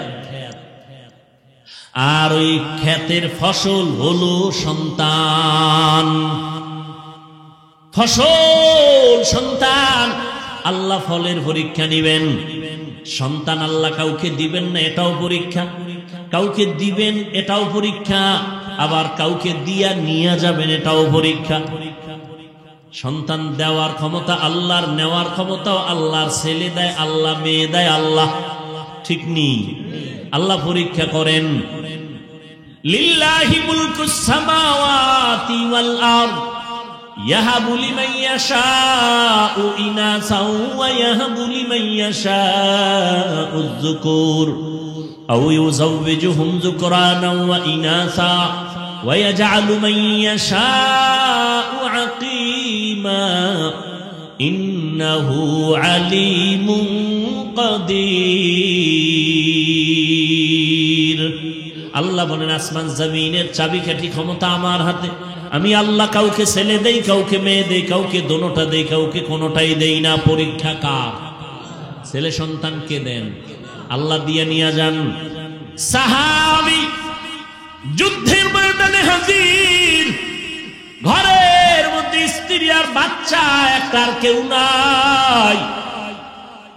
সাহাবী যুদ্ধের ময়দানে চলে গেলেন। যুদ্ধ শেষ করে গাজীর মর্যাদা নিয়ে বাড়ি আসলেন। আল্লাহর কুদরতি পরীক্ষা, ঘরের মধ্যে মহিলা আর মহিলার বাচ্চা ছাড়া কেউ নাই। ওই বাচ্চাটা স্বামী বাড়িতে আসার আগে, একদিন আগে মরে গেছে। স্ত্রী একটা বিছানায় শোয়াইয়া একটা চাদর দিয়ে রাখছে, মনে হয় ঘুমায়। রাতে স্বামী ঘরের মধ্যে আসেন, স্ত্রী আনন্দে বরণ করেছেন, খানা দানা আপ্যায়ন করেছেন। স্বামী এক পর্যায়ে বলে, বিবি আমার সন্তানের কি হালাত? স্ত্রী কতটা হেকমত লাগায় জবাব দিলেন। সাহাবী তো, তার স্ত্রীও তো তেমন। আমগো আম্মা জানেরা হুদা জায়গায় স্বামীরে টেলিফোন করে পেরেশানি দেয়। হুদা যায়, কই আছো? অমুক জায়গায়, তাড়াতাড়ি আও, একটা বিপদ। ঘরে দেয় কিছুই না, পেট ব্যথা উঠছিল, গেছি গা। এইরকম সাহাবায়ে কেরাম, এমন আল্লাহ তাদের নেয়ামত দান করেছেন। নেককারিন স্ত্রী একটা স্বামীর জন্য বড় নেয়ামত। স্বামীকে পেরেশানি দেয় না, বরং স্বামীর পেরেশানিটা নিজেও ভাগ করে নেয়। ও স্বামী, তুমি অল্প টাকা কামাই করো, কোনো টেনশন নিবা না, আল্লাহ বরকত দিবে। এইটা যদি একজন নারী কয়, স্বামীর আর দুনিয়াতে কি চাই? ঈদে জামা কাপড় আনতে পারে না, স্বামীর মাথা গরম, একা একা পারে না, মইরা যায়, কান্না করে। বিবি স্বামীর হাত ধইরা, ও স্বামী আমার, বাচ্চা দুইটা আছে, একটা আছে, তিনটা আছে, ওদের কিছু কাপড় দাও, আমার কোনো কাপড় লাগবে না। আল্লাহ যেদিন তোমারে টাকা দিবে সেই দিন তুমি আনবা। এখন আমরা কোন রকম চলবো ইনশাআল্লাহ, কোনো টেনশন নিবা না। এমন একটা সাহস যদি আম্মা জান স্বামীরে দেয়, ওই স্বামী কোনোদিন হালাল টাকা ছাড়া কারো হক নষ্ট করে হারাম টাকা ঘরে নিবে না। আর যেই মহিলা খালি স্বামীর টাকা চুরি করে, চুরি করে বড় স্টেশন ধরায়, ঠিক নি? এরপরে হকাস মার্কেটে যায়, আরো কত কত নতুন নতুন মার্কেটে দৌড়ায়, ঠিক নি? স্বামী যত আনে নাই, যত আনে নাই, যত আনে নাই। আল্লাহর কসম, স্বামী যদি হালাল ভাবে টাকা রুজি করে, আর স্ত্রী যদি স্বামীর অজান্তে টাকা ডানবাম করে, ওই কামাইতে কোনোদিন বরকত ওই সংসারে হবে না। এজন্য একটা প্রবাদ আছে না, সংসার ধ্বংস হয় না, সংসার ধ্বংস হয় নারীর কারণে, সংসার ধন্য হয়, কথা কয় না, রমণীর গুণে। ভালো একটা নারী ঘরে আনিস রে যুবক, ইডেন কলেজে যাইস, দামি দামি নারী বয়ে রইছে। জাহাঙ্গীরনগরে যাও, চাঁদপুরের বিভিন্ন পার্কে যাও, বড় স্টিনে যাও, ডানা কাটা ভরি ঘরে নিয়ে আইও। ডানা কাটা ভরি মানে কি? এই ভরি খালি ডানাই কাটবে। বিয়ার সিঁড়িতে পাও দিয়া শাশুড়ির ডানা কাইটা কয় তোর মা খারাপ, ডানা কাটা একটা শেষ। কয়েকদিন কয় তোর বাপটাও কি করুম, কয় চাঁদপুর থাকবি, কহ তা শহরে বাসাল, না হয় ঢাকায় ল। ঢাকায় যাইয়া স্বামী একদিক, স্ত্রী আর একদিক, কিছু টাকা আত্মসাৎ করে কয় তোর ডানাও কাটলাম গেলাম, ডানা কাটা ভরি। এর যুবক, জীবনটা নষ্ট করিস না রে যুবক, চরিত্র অমূল্য সম্পদ। ভালো একটা নারী ঘরে নিস, দুনিয়াতে জান্নাতের ঘেরান নাকে পাইয়া খবরে যাবি। আল্লাহ সবাই রে কবুল করেন। বুড়ারা কি আর একটা করবেন? কি বুঝছে আমি কইলেন খায় চলে দুইটা সমানে, এখন দুই বিয়ার ওয়াজ চলে না, বেশি বিয়া করো, বেশি বিয়া করো। হ্যাঁ, দুই বিয়া কইরা শান্তিতে আছে 1 কোটি মানুষের মধ্যে একজন পাবেন কিনা সন্দেহ। বড় বউয়ের মন খুশি কইরা কবরে যাওয়া বড় বড় বড় বড় হাজার বড় থেকে কঠিন। একজনে 4 বিয়া করছে, কয় বিয়া? তো একজনে জিগায় ভাই আপনি 4 বউর হক আদায় করেন? কহ কেমনে? কয় ছোট বউর লগে থাকি আর 3 বউর লগে মোবাইলে সারি, হক আদায়।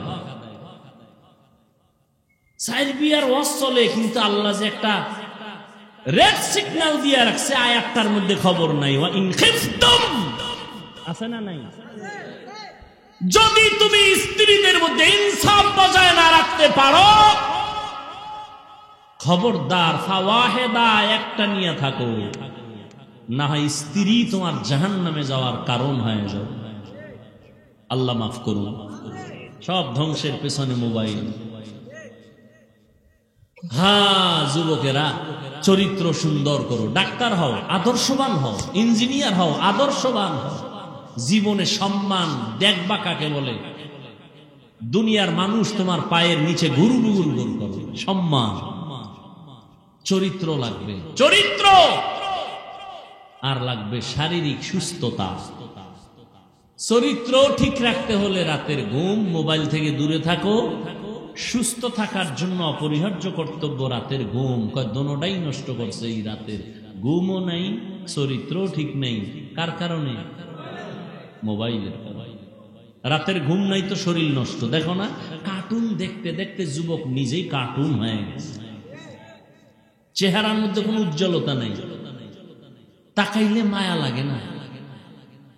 মাত্র 25, 26, 27 বছর বয়স যুবকের চেহারা ভাল্লুকের মতো, চুলগুলো উল্লুকের মতো।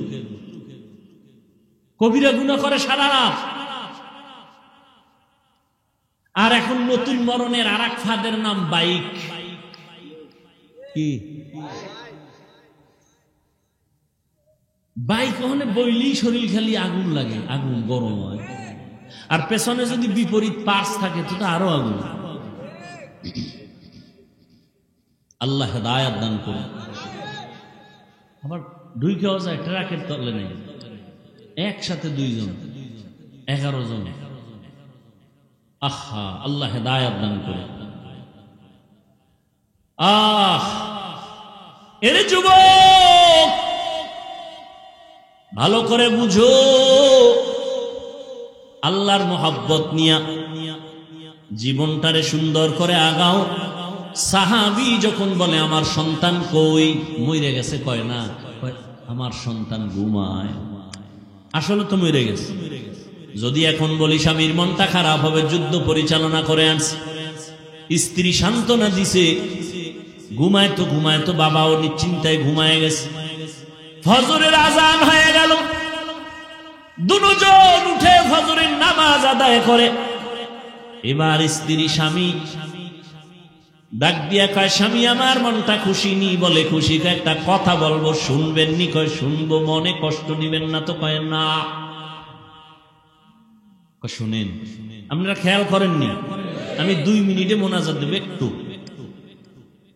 আর যারা গুনা টুনা না, এগো মোনাজাতেরও কি নেই, দরকার নেই।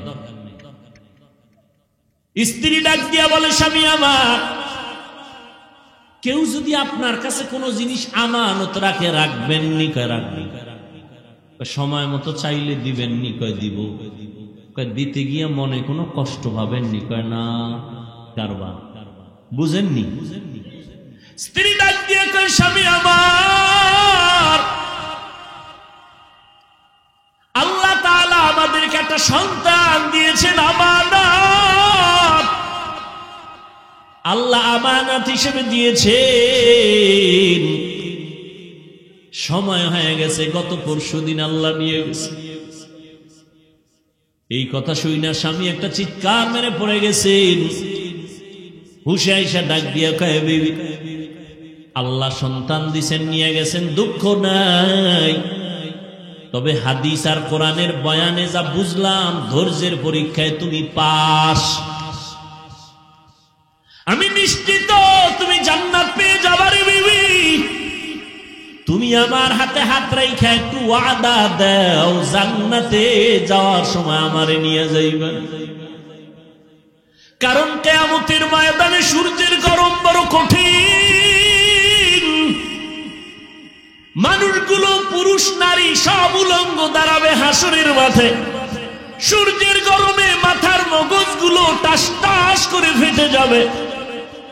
জাহান্নামের আগুনের গরম, জমিনটা তামা হয়ে যাবে। নবীরা পর্যন্ত নাফসি নাফসি বলে কান্না করবেন। উম্মতেরা পাগলের মতো দৌড়াবেন। আল্লাহ পাক কহরিয়াতের আওয়াজ দিবেন, মারাত্মক আওয়াজ, রাগান্বিত আওয়াজ।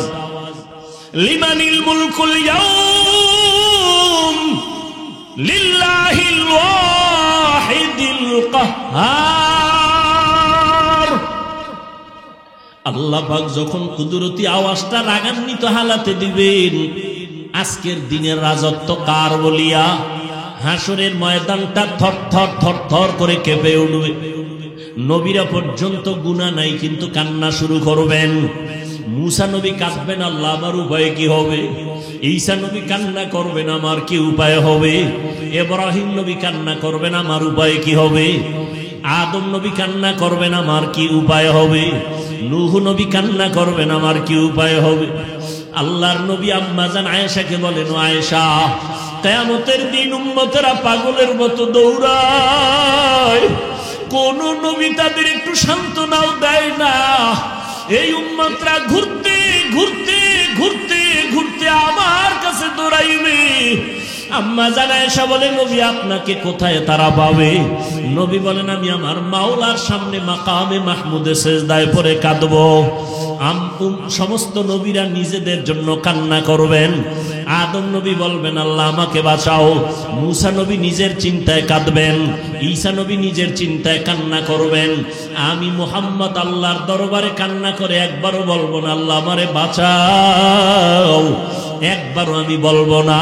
আমি আল্লাহর কাছে কদমে পড়ে কাঁদবো আর বলবো আল্লাহ আমার উম্মতের বাঁচাও,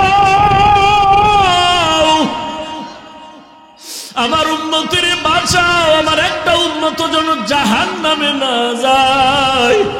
ওই জাহান্নামে যদি ধরিয়া ফেলায় আমার উম্মত, আমি জান্নাতে যাব না। যেই উম্মতের জন্য আমি মুহাম্মদ দান শহীদ পর্যন্ত করে ফেললাম, যেই উম্মতের জন্য আমি ঘুমাইতে পারি নাই, যেই উম্মতের জন্য পেটে পাথর বেঁধেছি, ওই উম্মতের জন্য নবী কান্না করবেন। আল্লাহ বলবেন নবী আপনি কাঁদবেন না, মাথা উঁচু করে আপনার উম্মত গুলো বাছাই করে করে জান্নাতের দিকে নিয়ে আগাইতে থাকেন। আমি আমার উম্মত গুলো ধরে ধরে জান্নাতের দিকে নিয়ে যাব। আম্মা জান আয়েশা রাদিয়াল্লাহু আনহা বলেন নবী কোটি কোটি কোটি কোটি হাজার কোটি মানুষের ভিতর আপনার উম্মত চিনবেন কি করে? মুসা নবীর উম্মতেরাও থাকবে, ঈসা নবীর উম্মতেরাও থাকবে, আদম নবীর উম্মতেরাও থাকবে।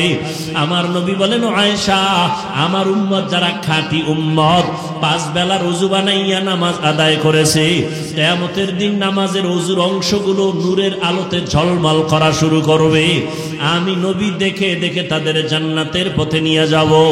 ও নবীর আশিকের দল, ও বেনামাজির দল, ওই দিন যদি আমার নবীর বাসায় বাদ পড়িয়া যাও, নবী যদি তোমাকে বলে তুমি আমার উম্মত না, নামাজ পড়ো নাই, ওই দিন কিন্তু বিপরীত লাইনে তোমার হাতে হ্যান্ডকাপ লাগিয়া যাবে। আল্লাহ অর্ডার করবে ফেরেশতা এই গুনাহগার বেনামাজির হাতে জাহান্নামের হ্যান্ডকাপ লাগাও, জাহান্নামের দিকে টেনে টেনে নিয়ে যাও।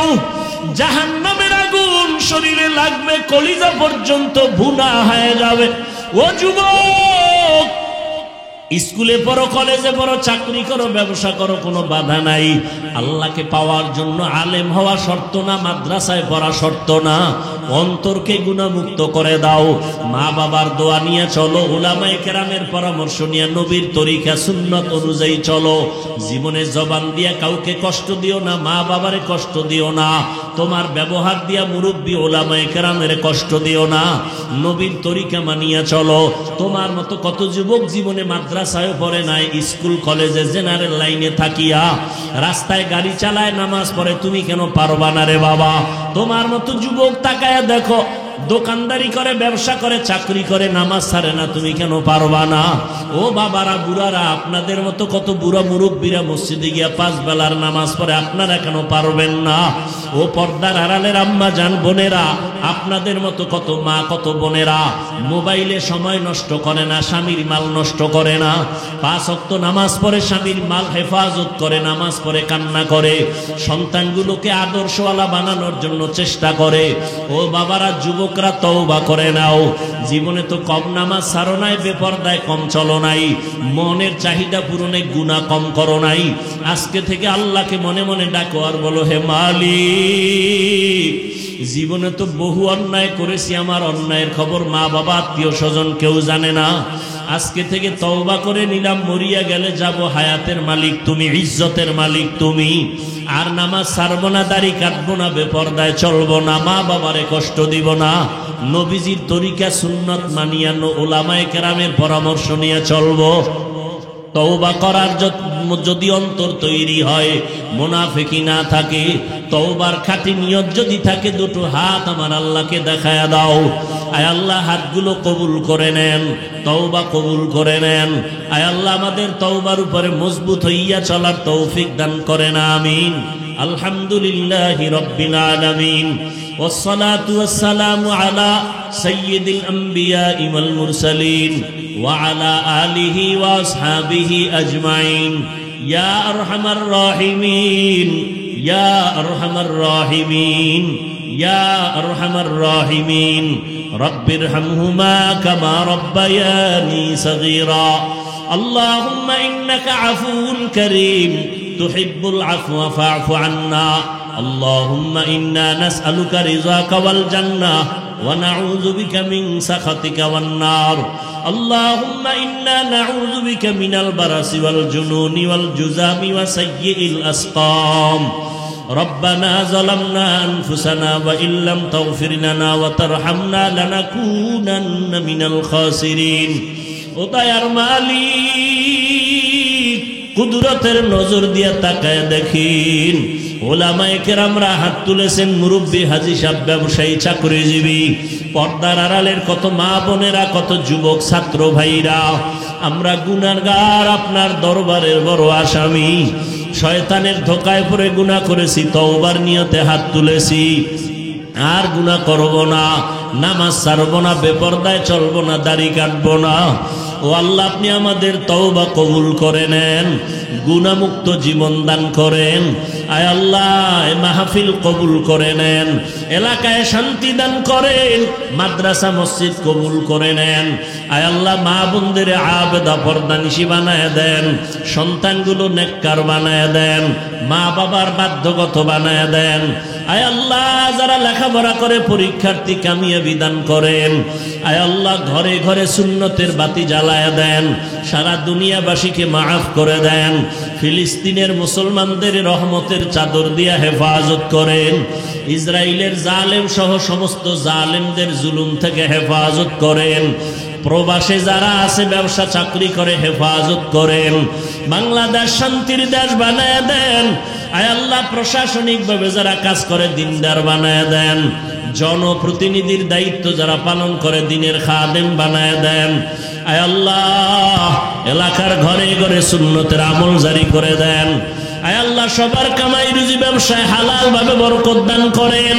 পরমুখাপেক্ষী থেকে হেফাজত করেন আয় আল্লাহ মাখলুকতের শারারত থেকে হেফাজত করেন আয় আল্লাহ নেক আমলের আগ্রহ বাড়ায় দেন ও দয়ার মালিক আমরা যারা হাত তুলেছি জানি না কার মা নাই কার বাবা নাই অন্ধকার কবর থেকে দোয়া চাই ও আল্লাহ ময়দানে জানি না কার এতিমের মতো হাত তুলেছে আয় আল্লাহ সবাই সবাই রে পায় এতিম সন্তান বাবারে পায় না মাকে আর পায় না মা বাবার সে মোহাব্বতের দোয়াও পায় না আয় আল্লাহ যার মা বাবা দুনিয়ায় নাই সব কবরওয়ালাদের জান্নাত দান করেন যারা বেঁচে আছেন দীর্ঘ নেক হায়াত দান করেন অসুস্থ যারা সুস্থতার নেয়ামত দান করেন আম্বিয়ায়ে কেরাম সাহাবায়ে কেরাম শুহাদায়ে কেরাম আউলিয়ায়ে কেরাম আসাতেজায়ে কেরামদের মাকাম জান্নাতে বাড়ায় দেন আয় আল্লাহ আমাদের দিলের নেক আশা পূরণ করে দেন রিয়া হাসাদ কিবির দূর করে ইখলাস দান করেন উলামা তলাবা উম্মতের অন্তরে ইজ্জত বাড়ায় দেন ইলম হিলম হিকমত আমলে বরকত দান করেন চলার পথে হেফাজত করেন আল্লাহ।